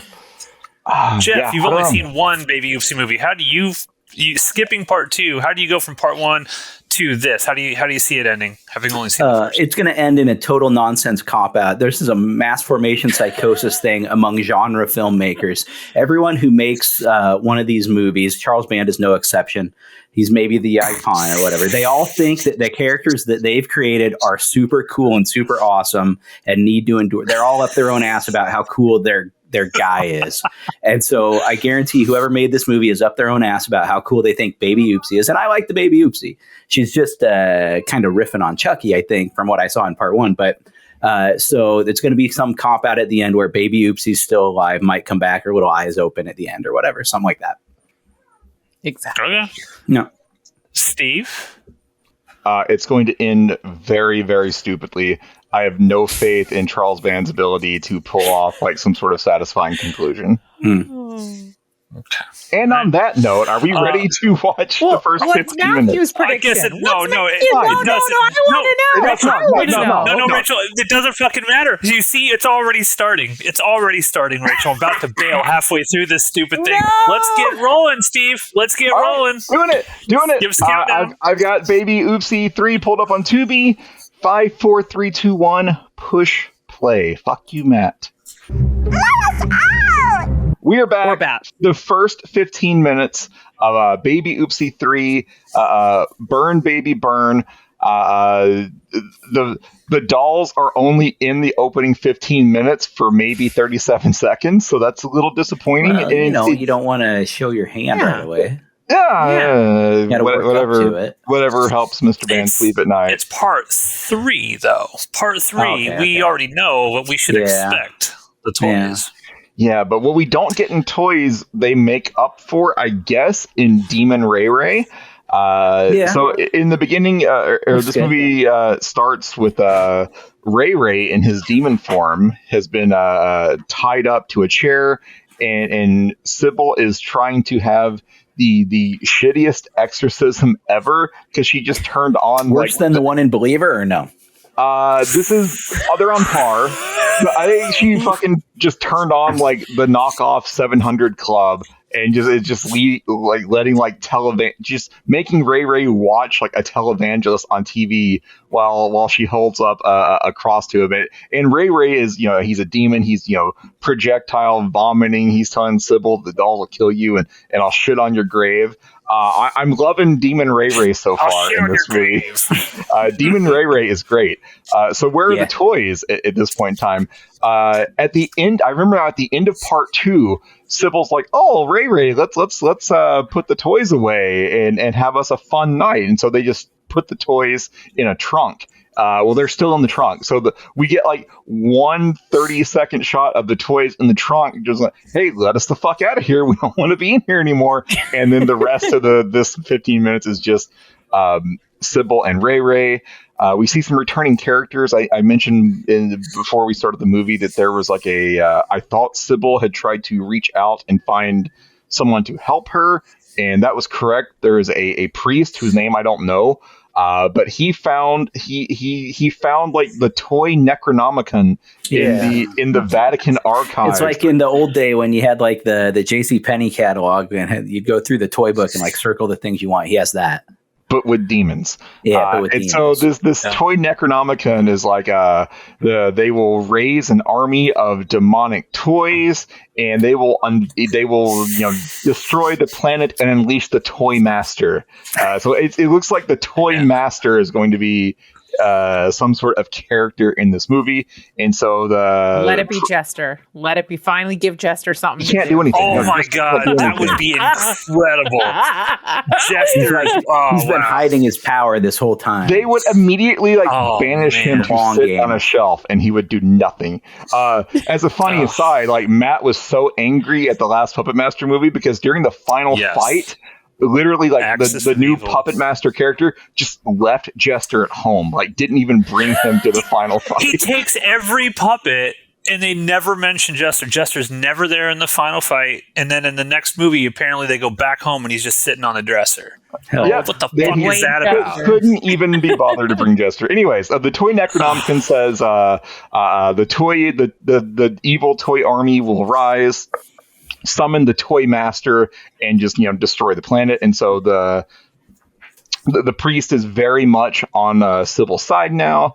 He wants to go and help, but I guess the lead priest of this church is like, this is fucking stupid. But whatever. Go do it. Do whatever you want. He knows the score. Wait, what is the score? So priest guy is going to go and help Sybil. He calls her and is like, "Hey, I believe you. I want to offer my help." She's like, "It's too fucking late," and hangs up on him. And so we get we get scenes of him flipping through the toy Necronomicon, and then he flips through the toy Necronomicon again, and then he flips through the toy Necronomicon again, and then he flips through the toy Necronomicon again. but eventually he gets like his preparing to fight sequence where he's got the rosary beads and he's got the toy Necronomicon and he's got like an exorcist book. He's got little vials of holy water. He is going to go and try to kick some demonic toy ass. Meanwhile, like we get a bunch of returning characters in the previous movies. There's this very Barbie skipper girl dressed in all pink with a pink gun. Her and her boss, I believe, they were in the previous movie, and their goal was to steal the toy designs to make like knockoff toys overseas. So I she's was informed this was her introduction. I'm very confused. Is this movie lying to me? If I can't trust Charles Band, who the hell can I trust? I hope you're sitting down, but Charles Band may have led you astray. There's no such thing as Our titles also irrelevant? Yes. The credits are irrelevant? You can't trust anything. Canon is very important. But the skipper has a gun covered in like pink glitter, and she like cocks it, and she's gonna go, I guess, try to steal the toys from Sybil. Sybil, like, in one of the movies, I don't remember if it was part 1 or part 2. There was a character that was like staying in the house, and I think the toys eventually killed her. I never understood who that person was supposed to. She's just a boarder. Like, I think like so in the part 1, she was a roommate. She was a roommate. Yeah, because the house was owned by like Sybil's mom or stepmom, and there was Sybil's father owned all this stuff, the house included, and died, and then the witchy stepmother, snaked the house and the inheritance away. Okay, and also they just had like this conventionally attractive woman that just happened to be crashing in the house, and I think she died. And so her boyfriend shows up in these first 15 minutes. Is like, hey, my nameless girlfriend, have you seen her? And Sybil's like, nope, don't know where she is. And he's like, well, her car is still parked outside. Nope, I don't know where she is. Don't come back. If I see her, I'll let you know. He walks down the street and runs into a detective that I don't remember, and it's Detective Clink. And Detective Clink is like, hey, let's you and me work together to figure out what's going on here.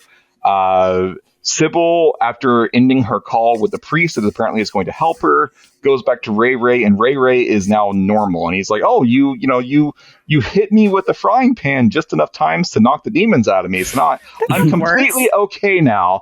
And Sybil's like, yep, stories checks out. And so Sybil releases Ray Ray. They go over to the trunk of toys with the intention to destroy the toys. But of course, Ray Ray reverts to demon form, knocks her out. The toys have been freed, and now Demon Ray Ray is going to enact whatever his plan is, and that is where we are paused. Yeah. Thoughts, opinions about the first 15 minutes.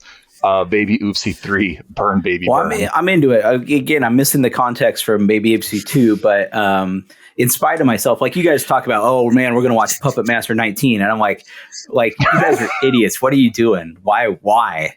But like this, stop judging us.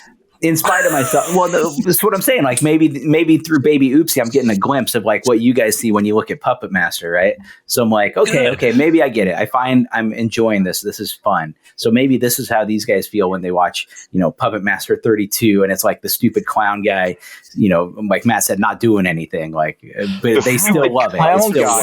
Stupid clown guy. What is this, dump on Matthew night or something? What are you talking about, stupid clown guy? What the fuck? I thought misogyny was something directed at Rachel. Is there some sort of full Matt? Hey, is there some sort of full moon cinematic universe? Like, does this exist in the same universe with Toulon and the puppets and stuff? Yes, it does. Okay. Yes. Okay. And also Doll Man exists in the same universe. I never saw Demonic Toys. I don't know what that is. I can take a guess. Yeah. But yeah. Okay. At some point we are going to watch Doll Man versus Demonic Toys, and it's going to be awesome. Yeah. Can I say something? Yeah. Am I allowed to say something, you raised your hand, so I guess go for it. Great. Well, I raised my hand. I was completely ignored, so I'm just double checking, right? I love you all. I'm just giving you shit. I actually appreciate the filming quality of this. Yeah. Believe it or not. Yes. It actually looks really good. There's drone shots. It opens in this really cool, like, tracking shots of this really, amazing, I would assume, Catholic cathedral church. Super, super cool. It looks very... They look like a movie. High quality. Yeah. Yeah. Now, if you compare this to some of the, like, for example, Retro Puppet Master that we just watched, Steve, I think this looks way better. And obviously, I know the technology's changed over a certain amount of years, but this actually just looks much, much better to me. So I'm impressed. I think the props look great. The actual toy Necronomicon looks very, very cool. You can see some of the other demonic toys in there, and it's multiple pages. It's not like it's just one page somebody did some drawings on. Somebody took the time to paint it up and do it all looking cool. I think it looks pretty cool. As an overall production, it's slick. It's the Toy Master design in the puppet or the toy Necronomicon looks awesome. I hope that, like, surely that they're going to actually bring that character out in this movie. They will summon that character. I'm hoping it looks as cool as its design in the book. I'm kind of into this ? Like, it's. I think you have to be kind of. We're fans of Full Moon, Steve. You don't have to be embarrassed to say you're kind of into this. We also recognize that Full Moon pumps out a lot of shit, but I feel like I am consistently surprised that Baby Oopsie seems to have some effort placed behind it. And some charm. Like, I actually am invested in these characters. Like, I like Sybil. I like Sybil a lot. Unironically, I like her. I genuinely am invested in her journey. And I like Ray Ray, too. I mean, he's a good foil. This movie knows exactly what it is. And it's not trying to be anything else. And it's doing, I genuinely enjoy these movies. I don't know if my bar is just so low now, but when we're watching one of these, I'm like, okay, I'm going to have a good time for 45 minutes because the world building and all of the mythology is absurd, but fun and creative. I don't know. I like these movies. My perception is that this movie respects Sybil and Ray Ray and these characters. It's not just taking the piss out of them. It's like treating them with respect. Yeah, it's not kicking down at them, and I feel like it could very easily turn very mean and nasty, and it's not. Like, everybody's in on the joke that in a way that doesn't feel cruel, or I don't know. I agree with you. I think that's a big part of it. Yep. Yeah, I remember when we watched part one, we were thinking, when we watched part one, like, I think we were expecting it to be very mean to these characters, and then it turns out that they were they are appropriately treated as the leads in this story. Mm-hmm. It's also like a good thing to show. How do I say this in ways that won't become problematic? But individuals who are not your standard, traditional, attractive, generic people in movies, like you have people who are not sort of like the traditional standard of beauty, I guess, when it comes to cinema, being on screen and stuff, and treating those characters with respect. So I agree that that's a really cool aspect, an interesting aspect of it. Other thing I'll just mention is a little bit of backstory here. Charles Band was based in Los Angeles or Santa Monica area for most of his career. I think it was like 3 or 4 years ago. It was right before COVID. Essentially, he left California because the taxes were just too high on it. He could not make movies in California anymore. And so, commentary. Is that an accurate problem in California, Rachel? Is that a problem? So he fled. He fled and he went to Ohio. Probably like absconded is probably the appropriate word. Absconded. Absconded, yeah. He's probably got a large tax bill in California. He absconded. He fled across state lines to Ohio, and he bought like his huge mansion for like dirt cheap, like a giant mansion. He's like, there's no way I could have bought this in California. But he bought it in Cleveland, Ohio, and now they film like tons of Full Moon stuff in this mansion. It's just like they work out of there. They write all their movies around, locations within this mansion, and they can keep production costs down that way. And apparently it's got like a huge lots and everything, like acres and acres that they can film outside and stuff like that. So just an interesting thing. So if we watch more Full Moon movies like this in the future, I'm sure we're going to see a lot of the same locations popping up from movie to movie. When are we getting Yeah, a dream brief, Matt? A mansion. That's what I want to know. You'll see like Boomer Esiason walking in the. Oh no, he's Cincinnati. Never mind. Yeah. DJ Bernie Kosar. Bernie Kosar. Yeah. You got there before I did. No, see, Rachel. DJ now has a couple empty houses in Aurora. Hell yeah! That's going to be the Dream Thief Mansion right there. Yes. Dream Thief Mansion in Aurora, Nebraska. Slumlord DJ. So that's what I got, Steve. Yeah, I think. Are we ready to watch minutes 15 to 30 of Baby Oopsie 3? Yeah. All right, I need let's to do see it. the further adventures of my girl Sybil. 5, 4, 3, I'm 2, paused 1. on You're Just Stupid. Play. Potato dick! Potato dick! Potato dick! No, don't listen to him! All right. That portrait in the background looks like those awesome Gone in movie posters. That's what it looks like. That I have no idea what Jeff just said. We're back. 15 to 30 of Baby Oopsie 3, Burn Baby Burn. I think we are all really, really enjoying this movie so far. The toys are actually doing things. Some new victims have shown up. I'm all in on this movie. So bravo, Charles Band. Matt, did you figure out who actually directed this? I did. Give me 1 second. Let me bring it Thank back you. up. Thank My you. ADHD's already made me forget. William Butler. William Butler. All right. William Butler did it. Yes. William What Butler other is things putting has in work. William Butler done? Well, let me tell you, Rachel. I'm glad you asked. His most recent thing, Demonic Toys Jack Attack. So we saw Jack Attack in the book. The same guy made Demonic Toys Jack Attack.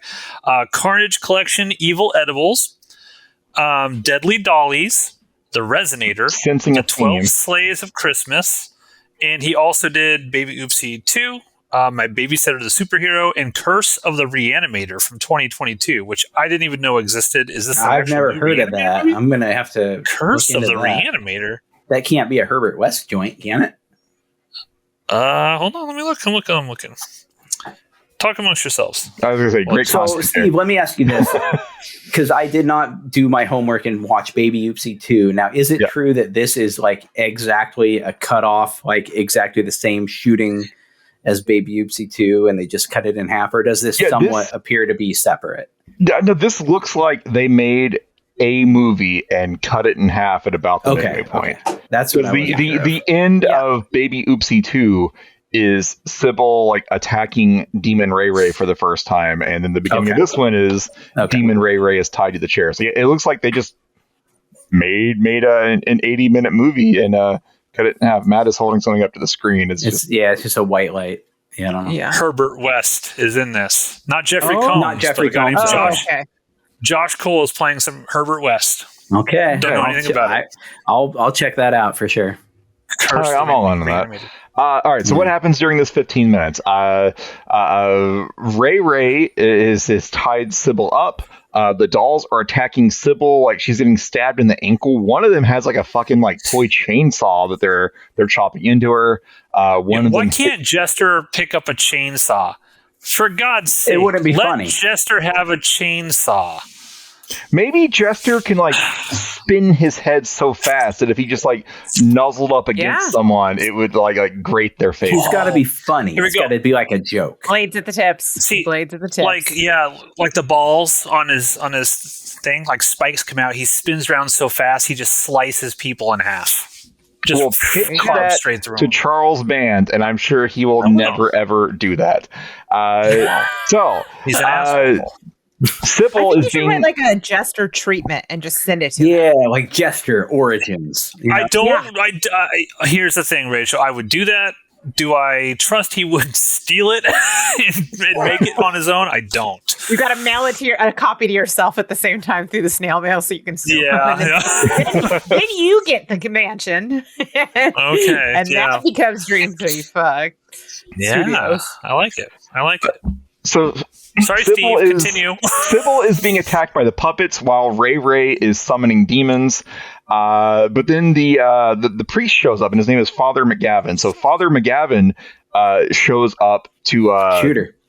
to fight Ray Ray, and so he like him for breakfast. He splashes Demon Ray Ray with holy water, which makes Demon Ray Ray like flail around and fall on the ground. And so now Father McGavin is he's exercising Demon Ray Ray, and Demon Ray Ray and the puppets are like, "Oh, you got a tiny dick, you got a tiny dick," and Father McGavin's like, "God, maybe I do have a tiny dick. Maybe I'm not.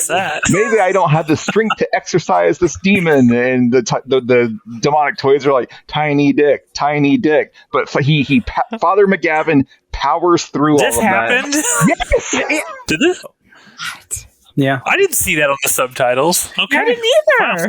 This is what happens now that we don't pause the call while we're watching the movie. I am like focused on this film while I have three other people like having sidebar conversations in my ear. Listen, you started this format after I left. Don't be blaming me for any of this. Rachel I'm just doing what you started want. this format after you left. The format is sound. The one that wanted to. Consent. You were consenting party to this. Don't start. It's always the woman's fault. Is that what you're saying, Steve? It's always the woman's fault. That's what it sounds like. It's like the misogyny is strong. Are you three sure? Are you three sure you even like this movie? Because I'm not sure you're actually watching any of it. I'm sorry, I missed the tiny dick part. What I've seen, I like. Yeah, this is great. So, anyways, the puppets. I'm gonna watch part 2 after this. The puppets are yelling at Father McGavin, "You have a tiny dick," and he's like struggling to perform the exorcism because of this. But he eventually. Can you say it like the puppet says it? Yeah, say it like the puppet. I can't. Say it like the puppet. Do it like Steve. the Do it. Tiny dick. Father McGavin powers through the commentary on his small penis and successfully exorcises Demon Ray Ray. The puppets are just standing there letting this happen. And so after the exorcism is a success, then the puppets attack and kill Father McGavin. Ray Ray, who is now human again, frees Sybil, but the puppets lock them in the basement. So now the puppets are upstairs reading from the puppet Necronomicon. Meanwhile, we get various shots of people like getting ready to go to this house. So it looks like we're going to have like gearing up, like Commando, where he's like... Yeah, except two of them have guns, which is probably the right call for this. But it looks like a bunch of potential victims are all just going to converge on this house at the same time. So we see Skipper, the Barbie girl. She's got her pink sparkly gun. She drives up to the house. The detective and conventionally attractive girl's boyfriend go to the house because the boyfriend finally opened a missing persons report, and the cop is very excited. I don't remember this cop at all from the previous movie. I assume he was there, but he's got a gun and he's loading the bullets, and he's like, "Ha! I can't wait to use this." We see Skipper's boss is very angry about something. There was a postal worker that had a crush on Sybil throughout the previous movies, and he's out buying flowers. I assume he's going to deliver them to the house. A bunch of people are all getting ready to go to this house while the dolls are getting ready to summon Toy Hell.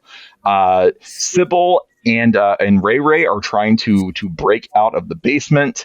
They're so far they're unsuccessful. The only people that have actually entered this house at this point that are still alive are the cop and the boyfriend character.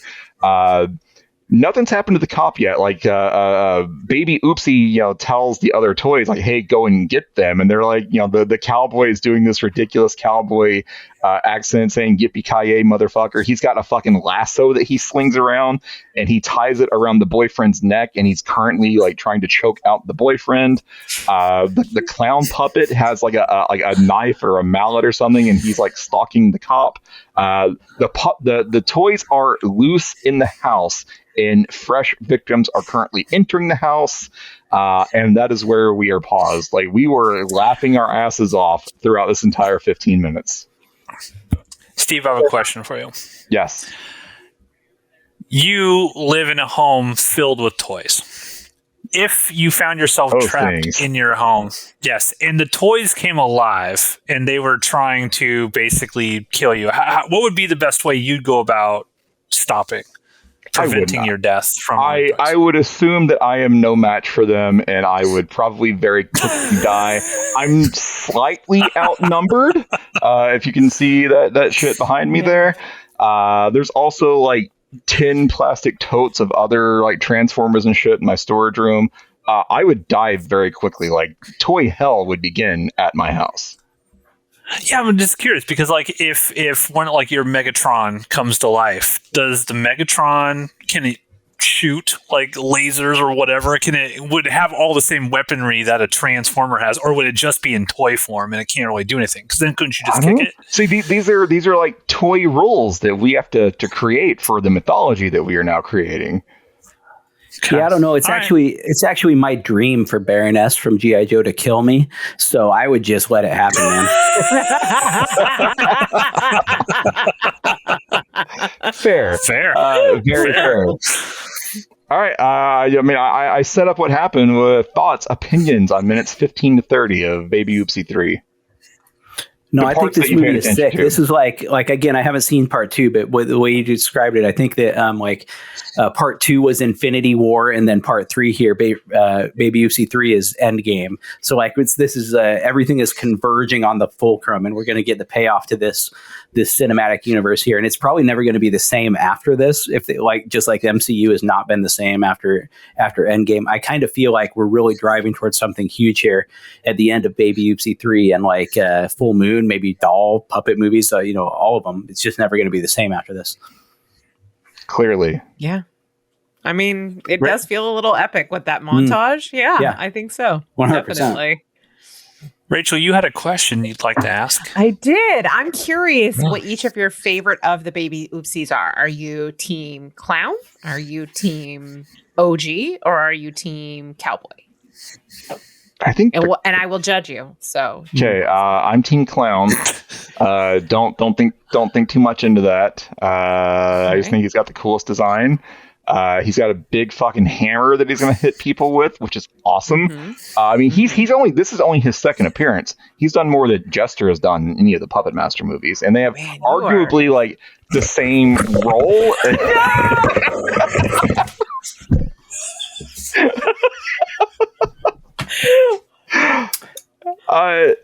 Tell me where I'm wrong.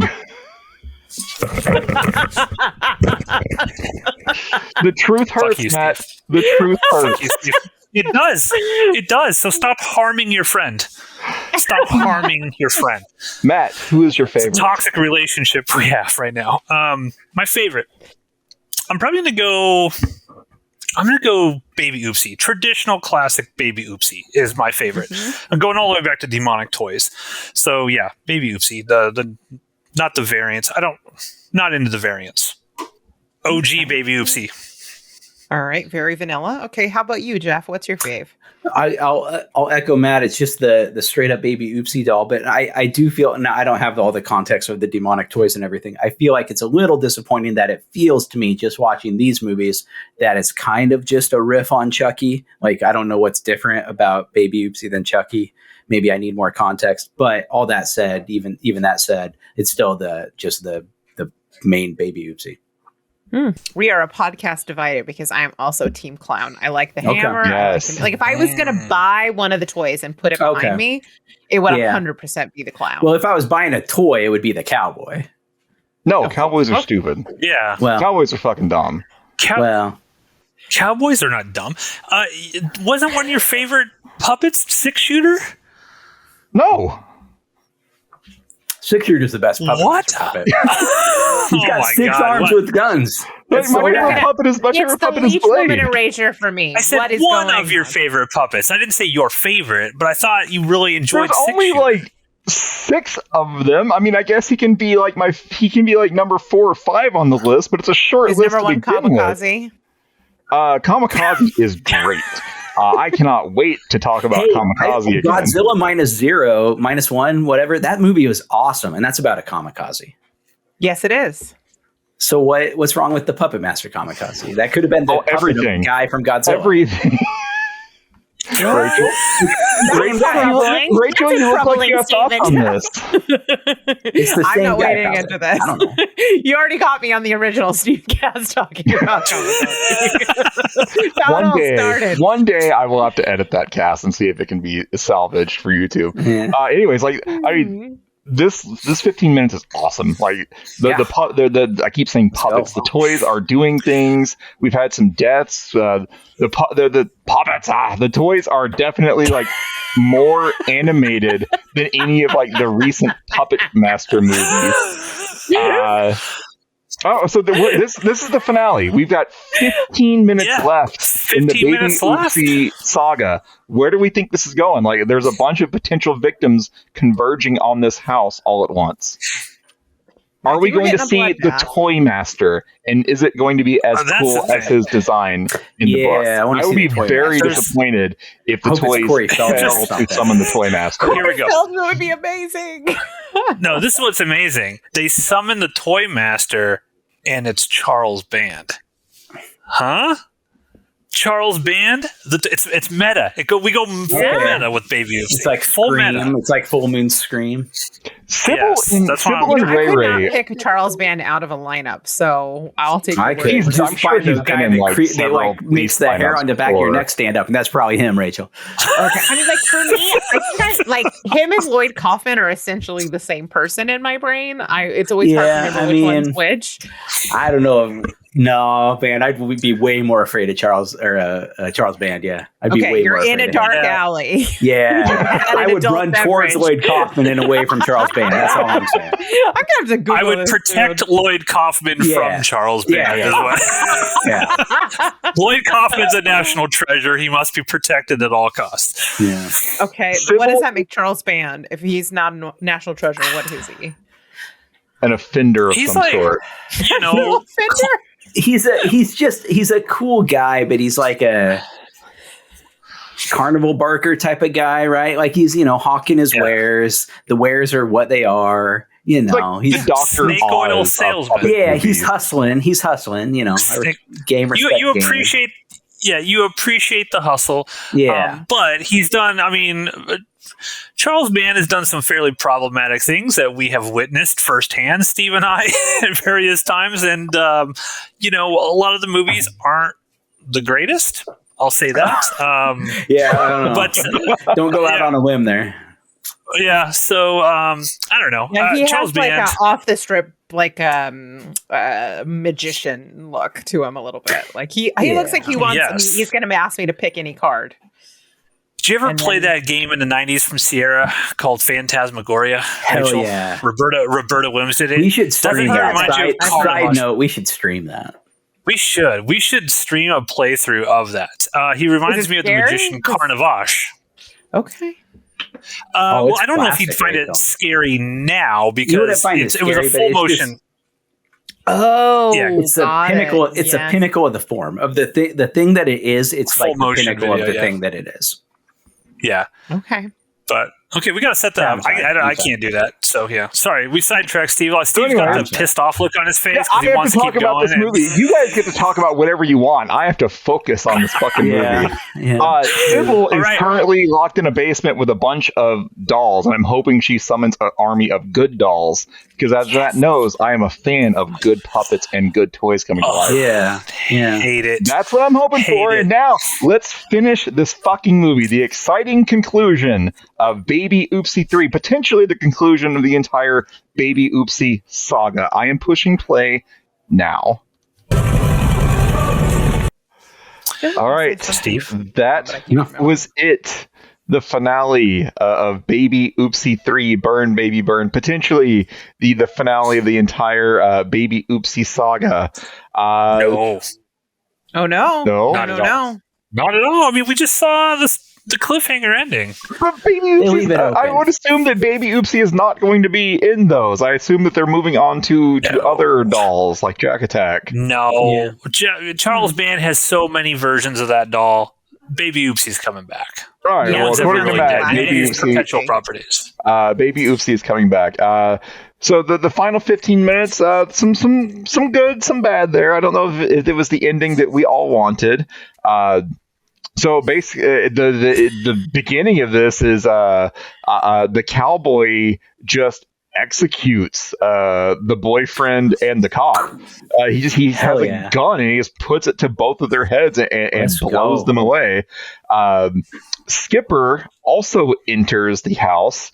Meanwhile, Sybil's like annoying, terrible like stepmom, her ghost, lets Ray and Sybil out of the basement, and so now it's Skipper, Sybil, Ray. All three of them are wandering around the house with the toys on the loose.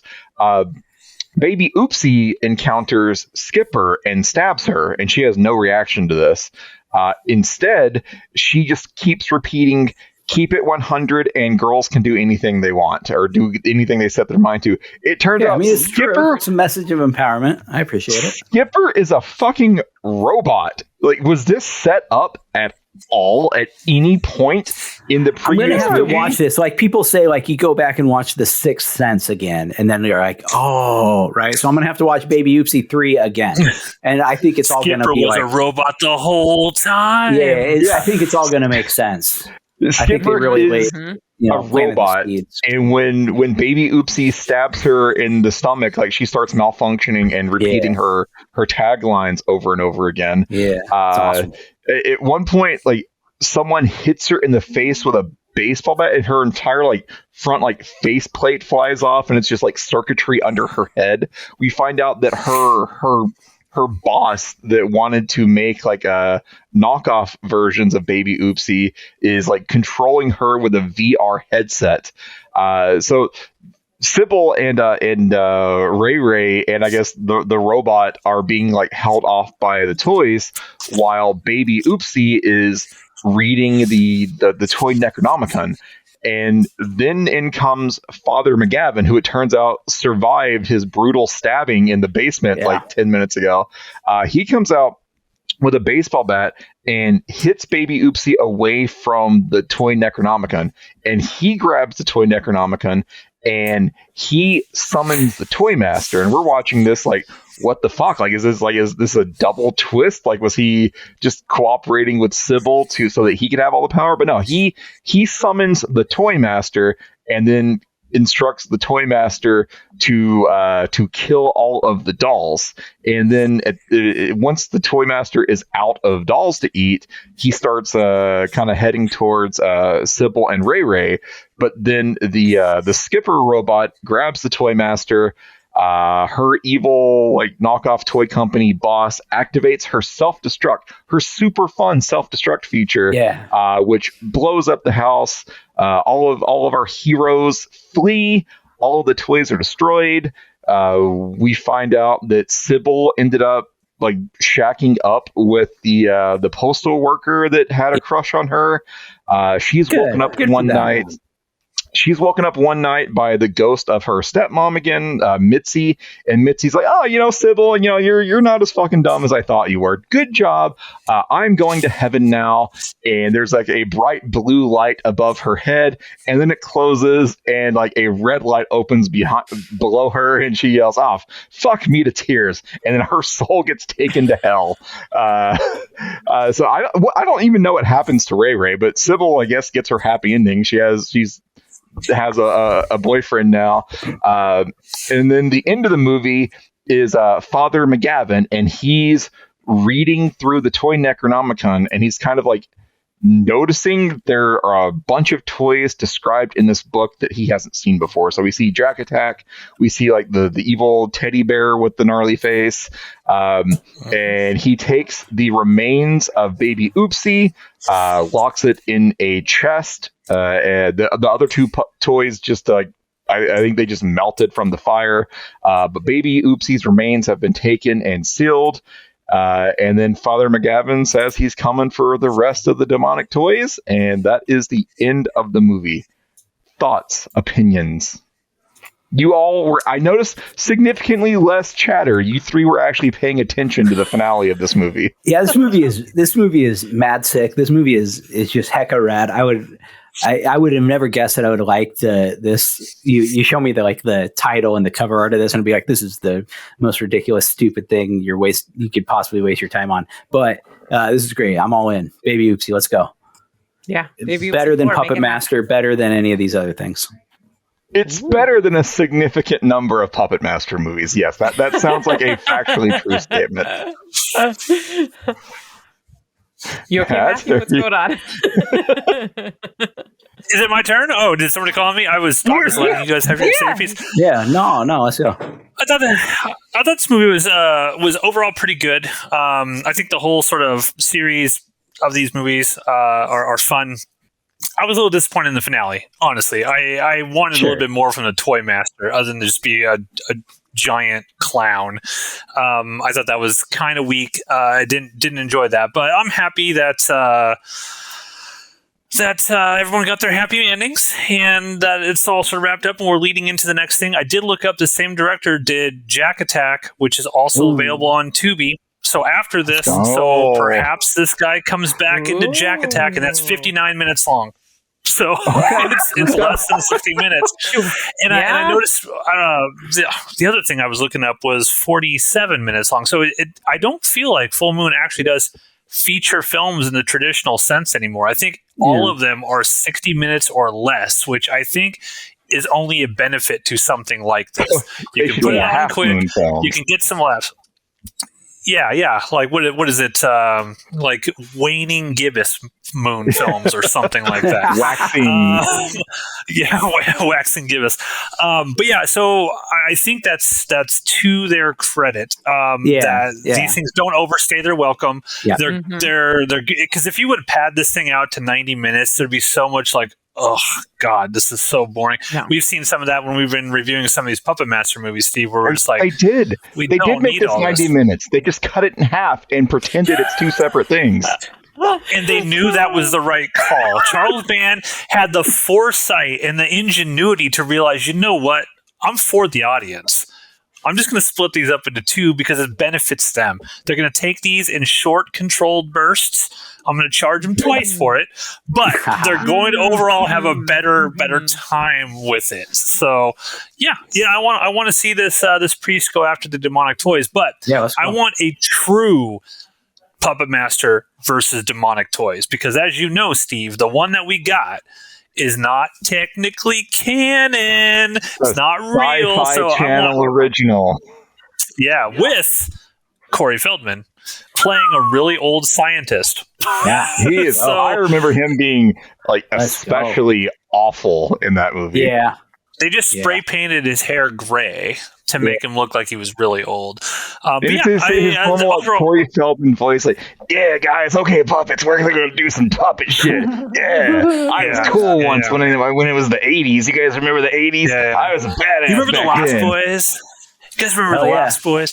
Remember when I didn't have to worry about rent and utilities coming due at the same time? Yeah, those were good times. Oh, God. Real quick, I'm sure this has been done, but we were talking about the holy water, and it got me thinking as we were talking, because I have ADHD and I bounce around for a million things all the time. Have we seen a movie in which, like, an action movie? Surely this has been done in a vampire movie of some sort. But when bullets hit, like, they will smash apart. Can you fill the bullets with holy water and then boom, boom, boom, shoot all the vampires and explode on them and burn them? Seems like it'd be kind of a cool idea. Yeah. Yeah, I mean, I've seen the thing where they carve the cross into one, but I've never seen that before. Fill them with, or like, you know, in Supernatural where they have to fill the shotgun shells with rock salt to kill the ghost. Fill it with holy water, boom, and then it's splash. Yeah. Or just make water balloons. I still want a vampire movie where priests just go out and like bless the ocean. And then, like, the entire world is covered with holy water. Like, I mean, eventually it's gonna turn into like condensation or whatever, and get into the atmosphere. It's gonna rain down. Like, you could kill every vampire ever by just blessing the ocean. And Matt, but wait, we're gonna make that movie. Here's the story, though. But here's the story, Steve. Right? It's natural selection, Darwinism. You think it's going to kill all the vampires, but the strongest vampires can survive that. And then what are we going to do? Then what are we gonna do? Super. I mean, are the strongest vampires immune to holy water? Is that what you're saying? That's what I'm saying. Stronger. I mean, in that situation. What happens when the church is not there to save us? Yes. Maybe the holy water kills all of the vampires, and then we learn that the vampires were keeping all of the werewolves at bay. That's good. So they were good. Environmental message. I like this. Yes. Okay. Yeah, I'm down for any of this, Steve. I'll put you back in a werebear suit. Absolutely. I'm good. I think Rachel, have we gotten your final thoughts? Jeff, or who? I think we all like this movie. I think this is great. I'm all in. If they make another one, I'll watch it.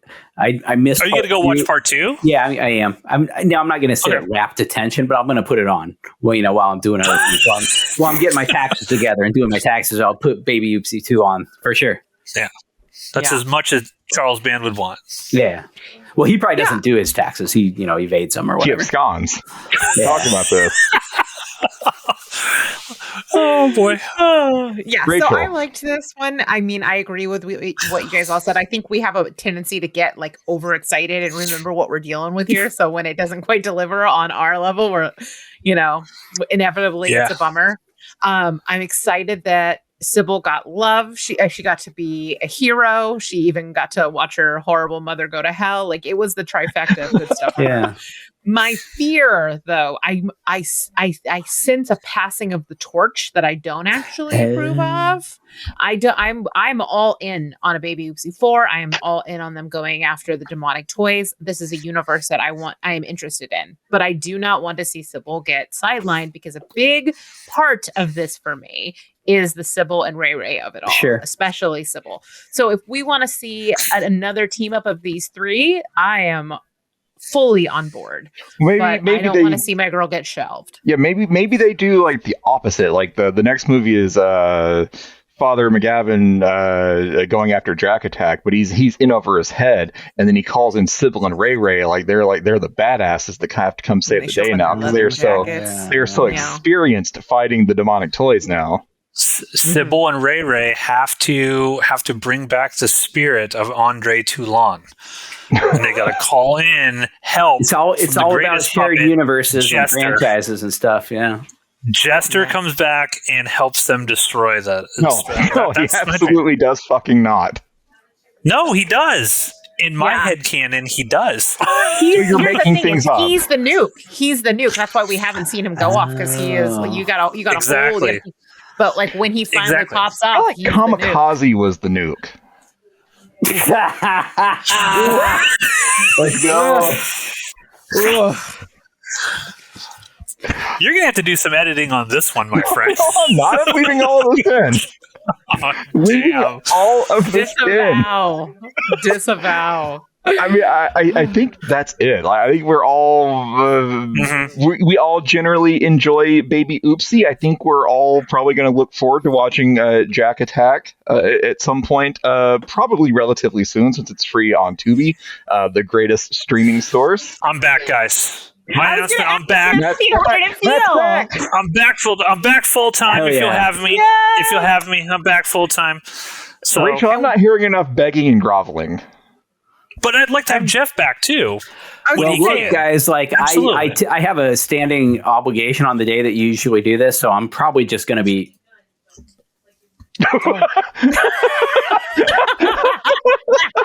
I hope that was on purpose, because it was well done. That's it. Matt's back. Jeff is welcome back anytime. Thank you all for joining us. Go watch Baby Oopsie. All 3 of them, which is really just all 2 of them, are free on Tubi. We'll be back in a month.